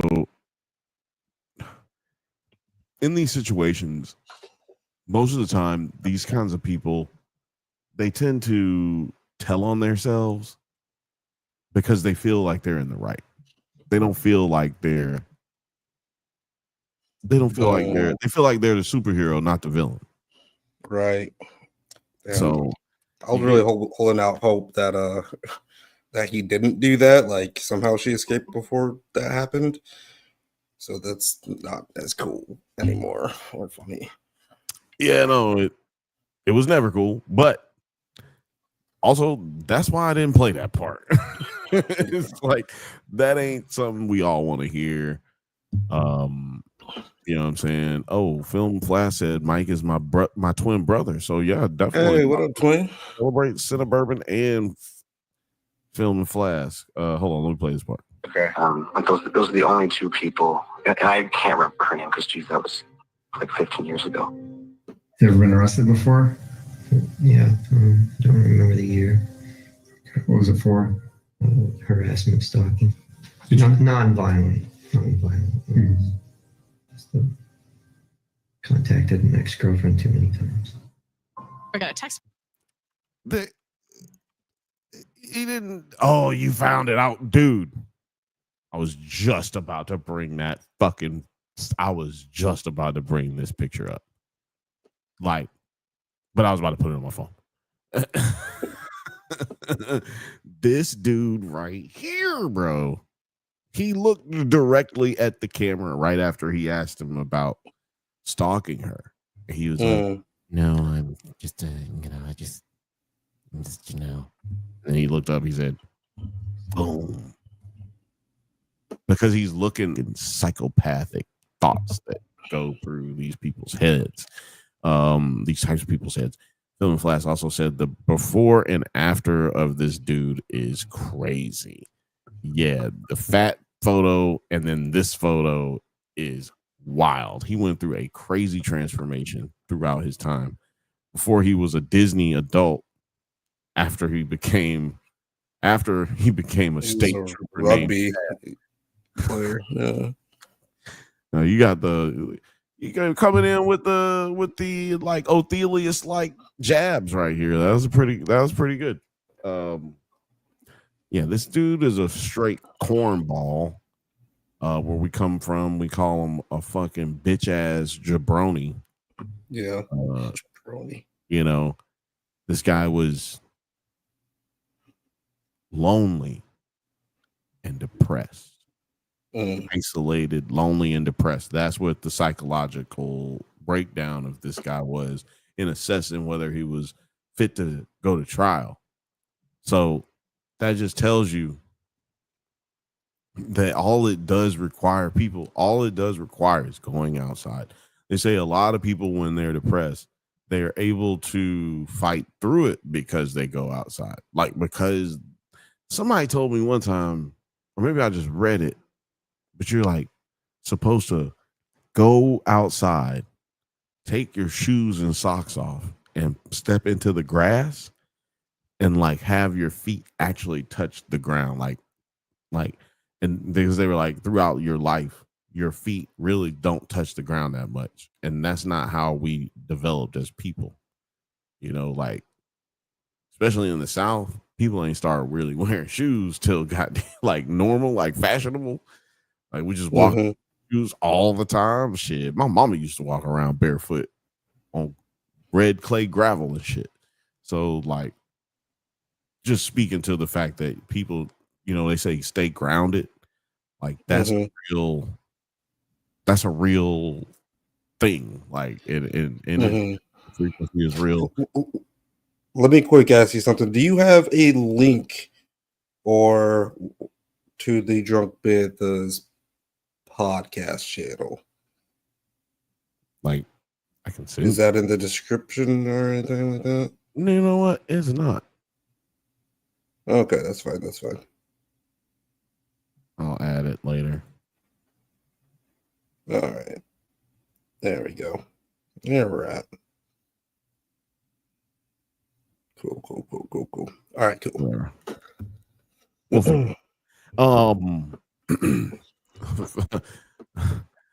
Film Flash is killing it right now. He says, "Yo, bitch ass jabroni is my middle name. Chill." You damn, bro. You're matching this description too much. Said my ancestors didn't evolve from the mud for me to walk around barefoot with no AC. Fuck that. Exactly. But nobody's saying walk around with your shoes off. Just go to a park, take your shoes off and your socks off, put them in the ground, stand there for about 15, 20 seconds, maybe 30, a minute, and then put your shoes back on. You know what I'm saying? Long enough to get the experience, you know, just to feel that vibe. Like, going to the beach is also another thing you could do. But just long enough to feel that vibe, then put your shoes on, you know, because you stay out there too long.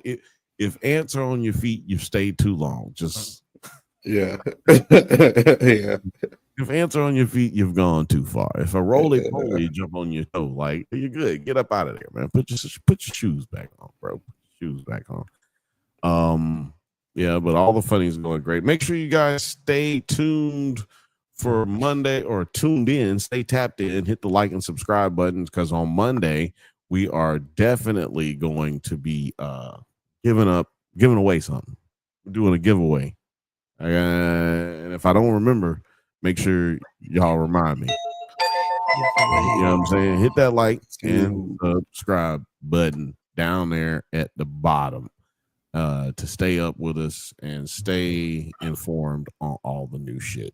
So yeah, man, this dude ended up going to prison. He ended up getting what 30? No, he got something till he was like 80 years old. Like, he won't be available for bail until he's like 80 years old. Parole, yeah. Well, yeah, parole. I said bail.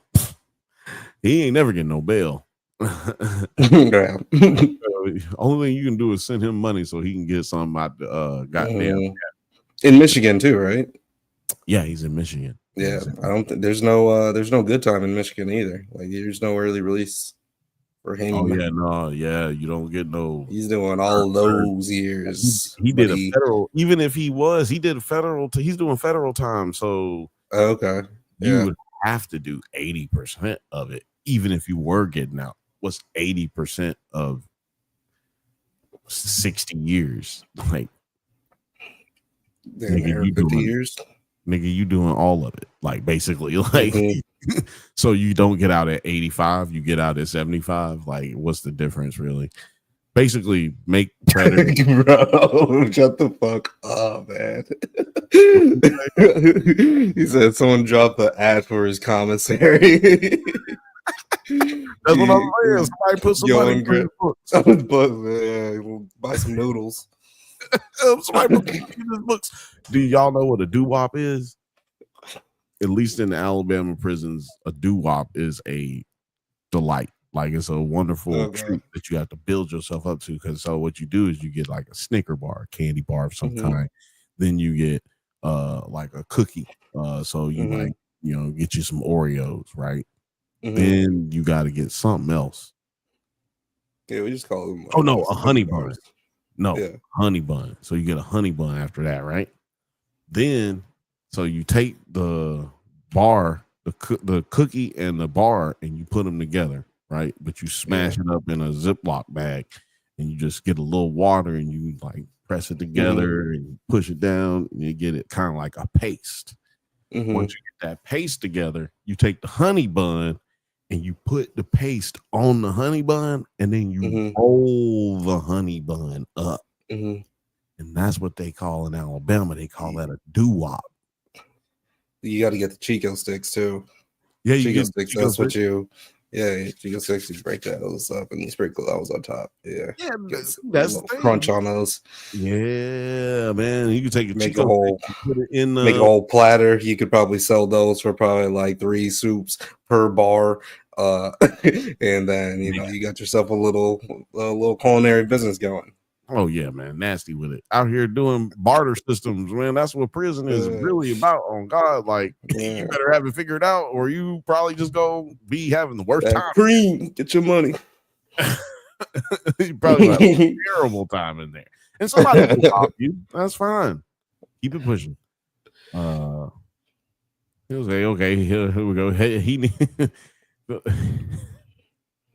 needs to capitalize on this and get him some pen pals and party items so he can make hooch. He got time. I don't know. I'm not drinking toilet water wine. Toilet wine is not. You don't want to make no hooch. That's some old nigga shit to do. That's some old nigga shit. Want to drink? You want some of this? You want some of this right here, young fella? You want some of this right here? Yeah, I made this out of potatoes. You know I'm working in the kitchen. Yeah, you working. I need potatoes. That made me some of that wine. Yeah. But anyway, shout out to the Kick streamer that was murdered. Hold on, before we can I play this? Yeah. I'm not staying on this too long. I just wanted to say shout out to him and rest in peace. His justice, because them dudes are fucking assholes. It was the fucking worst. Actually, yeah, it's just like really fucked up to think about, to be honest. That's why I ain't want to stay on it too much. I don't even know. Okay. I'm gonna just shoot it to you straight before he come back in here. This right here is called a bankroll.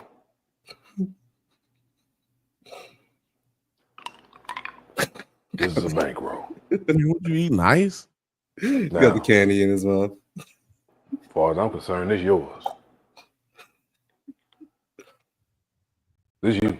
This ain't mine. This pocket change right here. This ain't. What? I mean, this.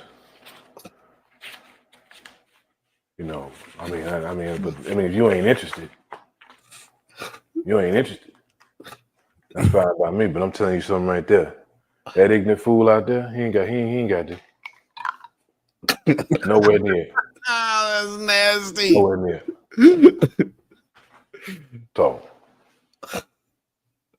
So, huh? I'm letting you know. See, he ain't got no money. He ain't never gonna have no money. That's just the truth of the matter. Don't say nothing, because I don't want him thinking that I'm talking to you. I'm letting you know right now, you with the connection. You with the connection. Yeah, I live here with him, but hey, that's just more money in my pocket. No, nice thing like you need to be taken care of. I could tell he ain't taking care of you. He ain't done nothing. He ain't took your Neiman Marcus yet, has it? That is uncomfortable as fuck. I know he ain't took you. He struggled at Walmart. He struggled at Walmart. That boy can't even buy a fishing pole. We went to Walmart the other day, and we walked past the fishing section, and he jumped. Ooh, these prices high. Who say some crap like that? This right here.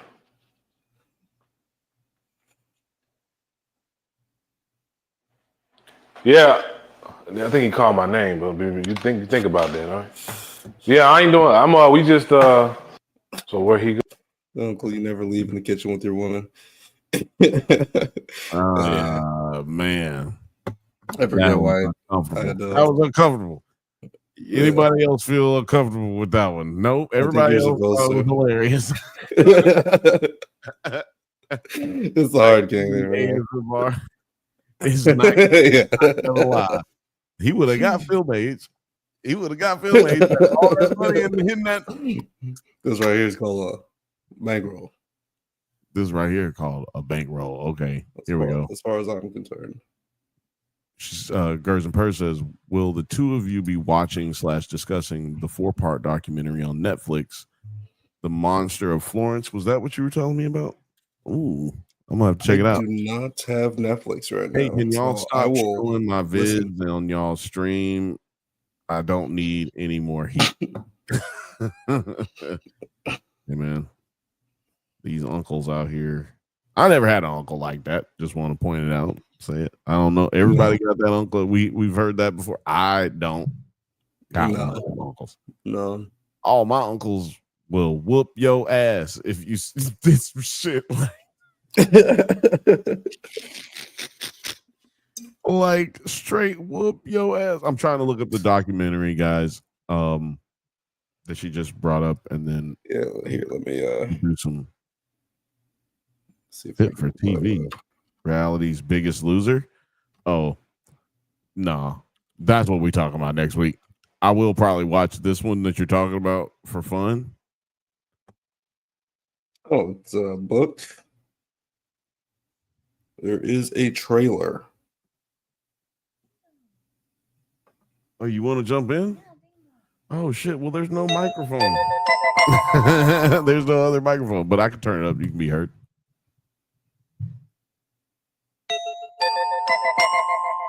Here we go. Welcome to the stream. Hi. Oh, Frothy. You got an uncle like that, Frothy? You got an uncle like that? No. Hell no. Yeah, me neither. But I could see how someone would have an uncle like that.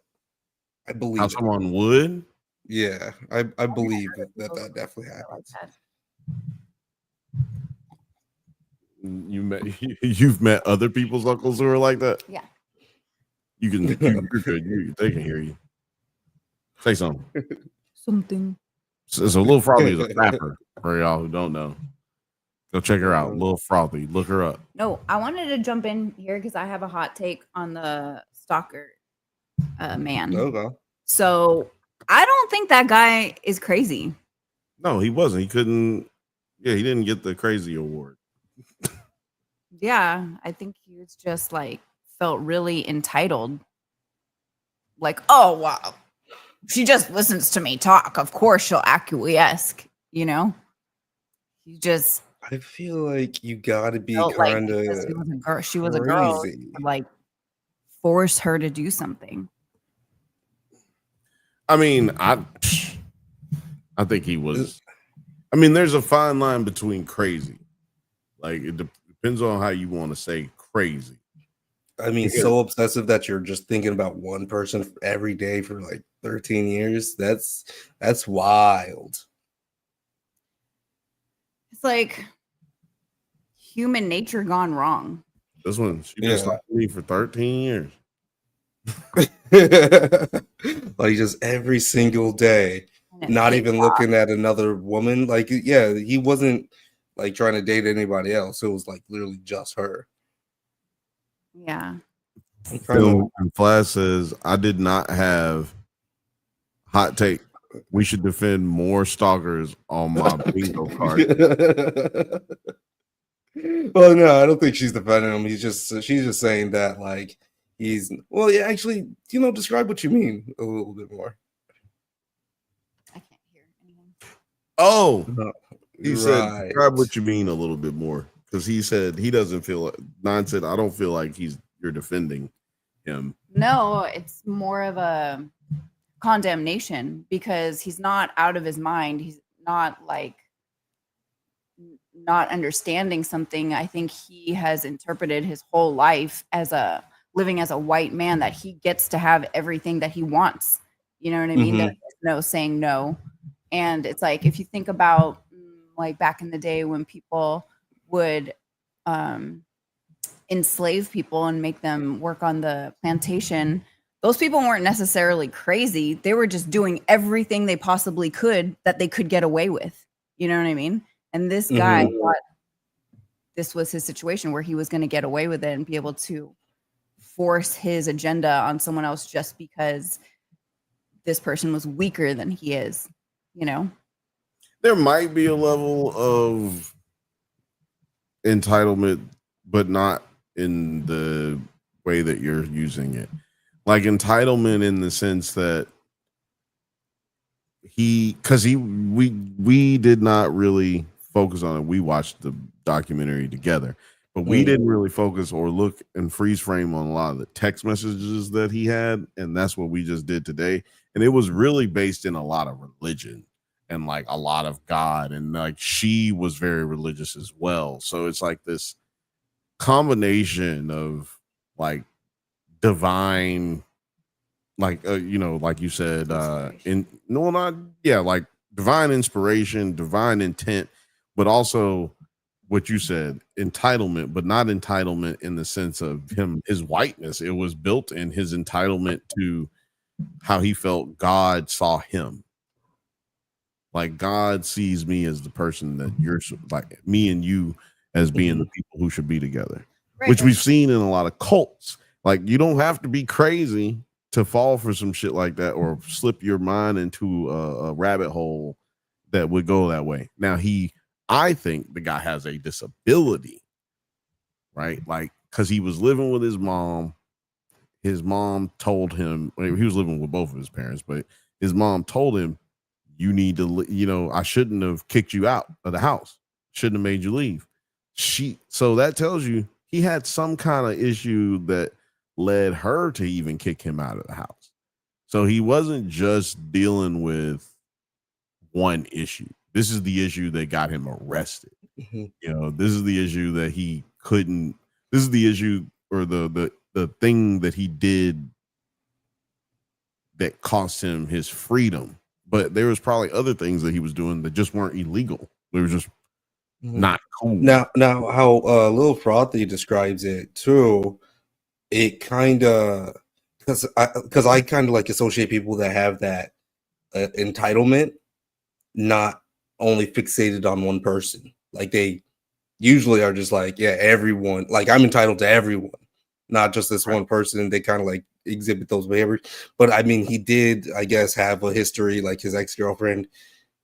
You said they said that he already, but he said that, yeah. But like, usually those types of dudes that are like so entitled, they're not sticking to one woman. Exactly. And I just feel like Well, actually, let's see what these guys got to say.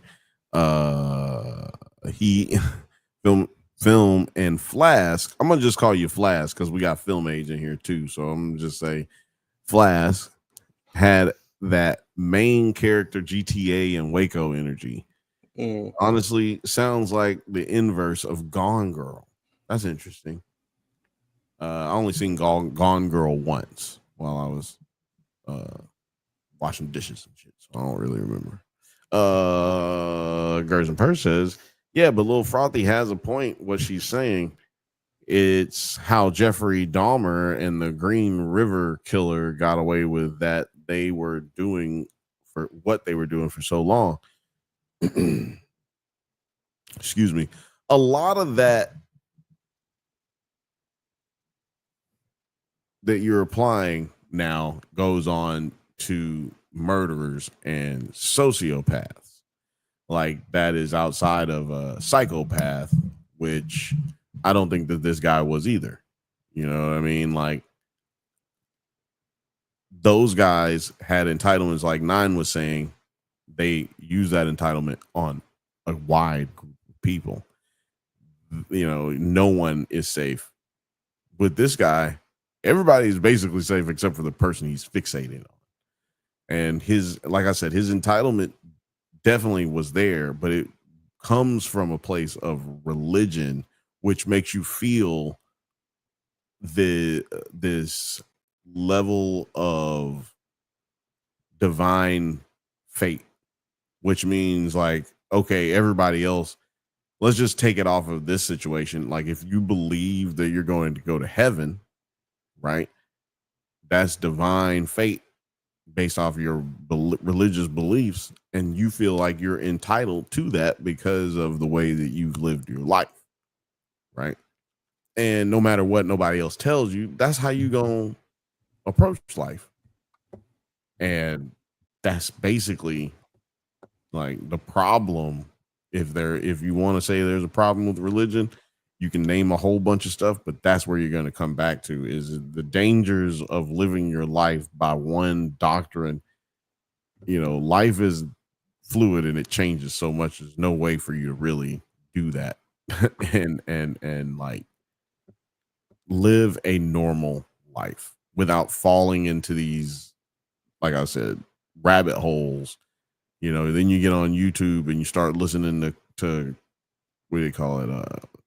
Life coaches and these motherfuckers who are hookup coaches, hookup specialists, and all this shit. Like that really does send these kinds of guys down these rabbit holes in which, yes, that entitlement is fed, that need for entitlement or that feeling of entitlement is fed and made to where it manifests into something like this or something worse. Because like what happened, there could have been way worse shit.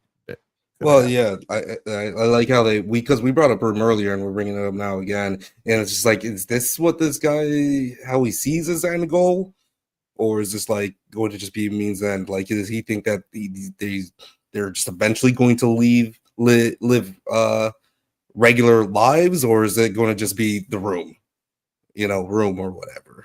Yeah, no, I think he thought they were going to live regular lives. I think he thought once you get this thing, No.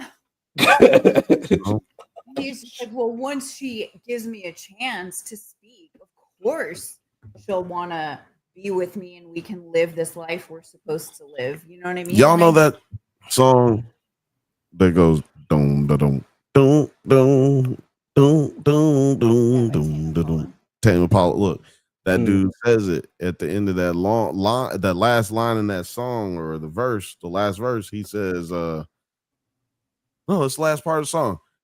Come on, Superman, say your stupid line. That's what the girl is saying to him. Come on, Superman, say your stupid line, because he has this entitlement and feeling like, well, one day she'll fuck with me, and if she just listened to what I say and just really just fucking fuck with me, then she won't not fuck with me. Yeah, like this stupid. If I say this one thing, you'll fall in love with me. Because I'm a high value man and she would be lucky to have me in her life. I don't think that's the kind of shit he was on, but I feel you. Well, this is 2022, things like that. He was into her in 2011. high value man wasn't even the thing people were saying back then. Like, but the idea still exists. Like, I'm such a solid dude because of my religion, because of my faith, because society treats me better than brown people. nobody treated this dude better. This is what I'm saying. Yes, I feel you, but this dude is not on manosphere shit. Like, when you get to the point where you start going into other shit. But manosphere ideology existed before manosphere. I feel like there are aspects where the religious aspect and the manosphere aspect kind of like has the Venn diagram going with it, just like a little bit. But yeah, I mean, I haven't watched it. I haven't watched misogyny. What y'all are referring to is misogyny. Misogyny is different than this male manosphere shit that's going on. Manosphere shit is entitlement. It's the idea that it's where incel comes from. Like, manosphere came up because incels became a customer. There's now a consumer. There's a lane for me, and hookup artists have always been this way, and that's how some of this shit moved into. Is like, I can teach you how to control a bitch's mind, basically, right? But at the same time, this guy falls outside of that. This guy falls into a different, more dangerous type of mindset where he is fixated on a person in which has given him very little to no attention, which I think they kind of overplayed a bit because, like I said, she gave him her phone number. Please, ladies, don't be doing that if you're not interested in a dude. Like, back in the day, y'all just used to give fake phone numbers out. Now all of a sudden y'all feel obligated to give a nigga your cell phone, and you know you don't want to talk to him. It's very toxic. It's not healthy for you or the person that you're doing it to, and it's dangerous. Give them your Instagram. You can block them. It's easy. You know what I'm saying? Like, but anyway, my point being is that this guy falls outside of that line. This is a stalker, like a real stalker. There's serial killers. There's all kind of shit where people, like, a serial killer is a stalker because he'll stalk you too. Like you're prey. That's how they treat it. But at the same time, this guy is a true to life stalker. Like, he just wanted to get her. He went pro. He went pro. He was average. He was an amateur. Yeah. He was like watching her through the window. He was like, I could be one of the greats if I just put my mind to this shit. Yeah, he's the look, man. I could be the one. I could be the guy who actually makes this work. I can kidnap her. We'll make sweet love, and then I'll get the cage from you. Yeah, and then like after 6 years, she won't need to be in the glass box. Frothy. She'll finally fall. Have you ever experienced a stalker? A little bit from time to time, but I'm an extremely confrontational person, and I'm an extremely mean person. So I've been able to like keep people at bay and like really make it clear that it's a bad idea to talk. When you say a little bit, what does that mean? Oh, like, people dropping things off at the place that I live, continuing to leave notes at my house when I told them I was not interested whatsoever, after blocking their number. In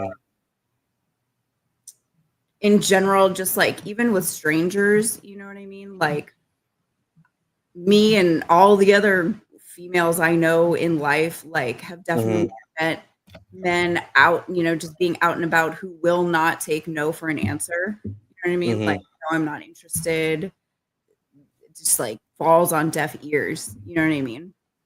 If you follow a bitch through, like, if you're at a club, right, and like talking to a bitch, hey, what's up, bitch? Da, da, da, da, da. You want a drink?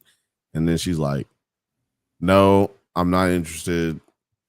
And then you see her again in the club and you're like, hey, it was good.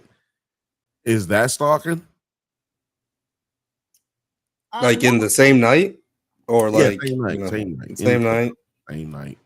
Maybe even 3-4 times. Let's say 3-4 times. I feel like you're bound to run into someone, but like, you know, like I think it's just all about energy. You know what I'm saying? I mean, I'm not talking about. Well, I guess it's all about energy because, like, people have said, "Man, Bill, how do you get away with like talking to these girls like that?" Or if in the workplace, I've had guys say to me, "Like, man, how you get away with saying that to them, and that's not sexual harassment?" It's very simple. If in the sexual harassment clauses they say unwanted sexual attention or sexual touch, and quite simply, if you really care about people, learn who they are. And if you learn who they are, then you know what their boundaries are. And if you know where their boundaries are, then you can never be. And if you know where their boundaries are and you respect them, you can never be accused of one of these types of situations. You can never find yourself truly in one of these types of situations, just like this one. Like we like she said it several times in this documentary, like, hey, he was just a dude. Like, you know, he was just somebody.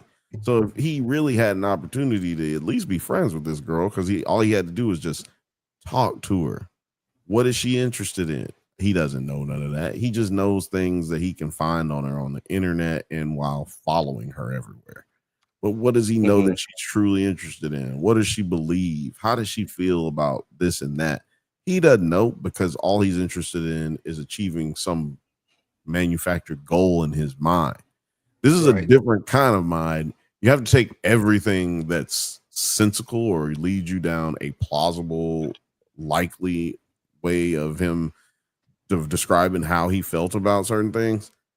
No, he's just a fucked up individual. He's crazy. One of my homies. I want Frothy to answer the question though. One of my homies was murdered by a guy who worked down the street from him.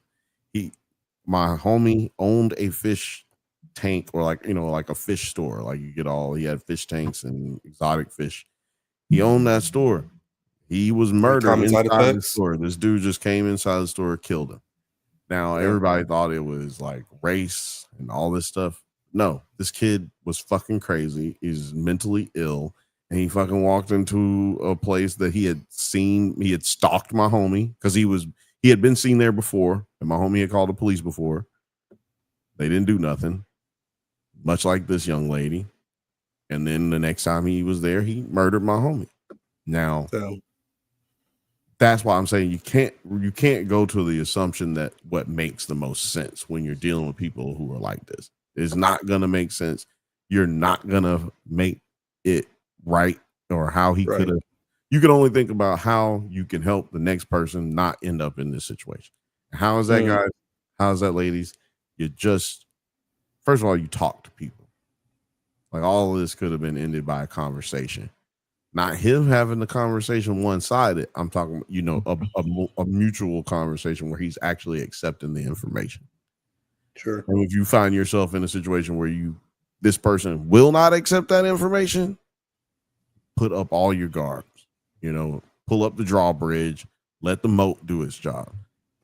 You know, we have a way to be disconnected with people. Frothy, I forget what you answered. Did you say that it is stalking if someone was at the club? No. But on a lighter note, I do have to say I have fully stalked someone else. Like, put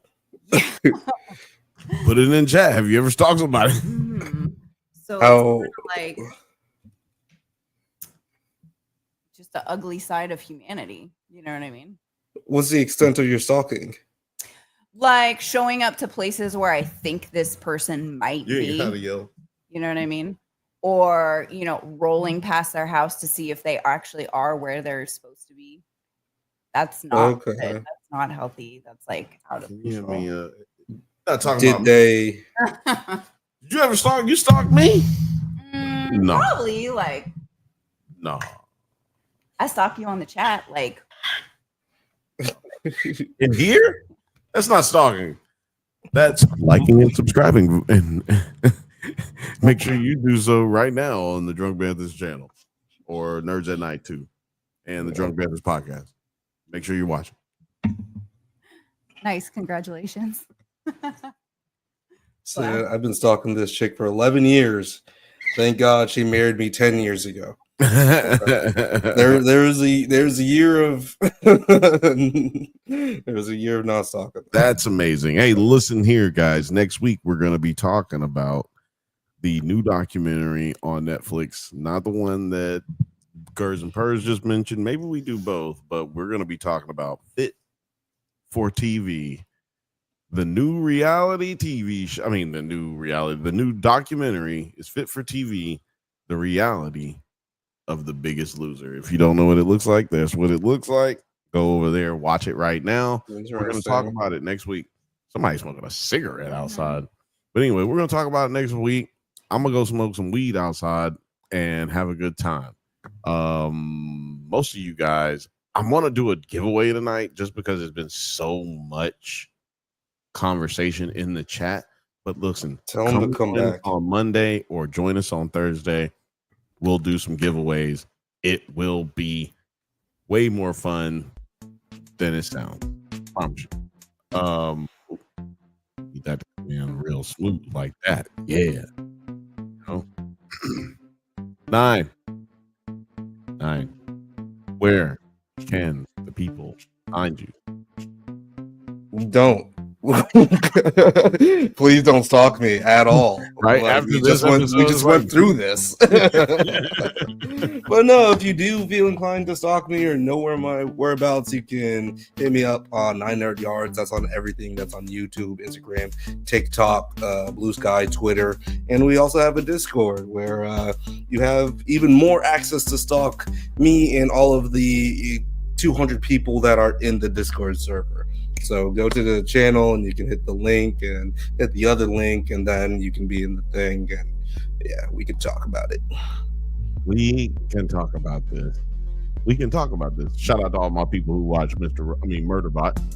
Murderbot was dope. I'm currently rewatching Mr. Robot. It's dope.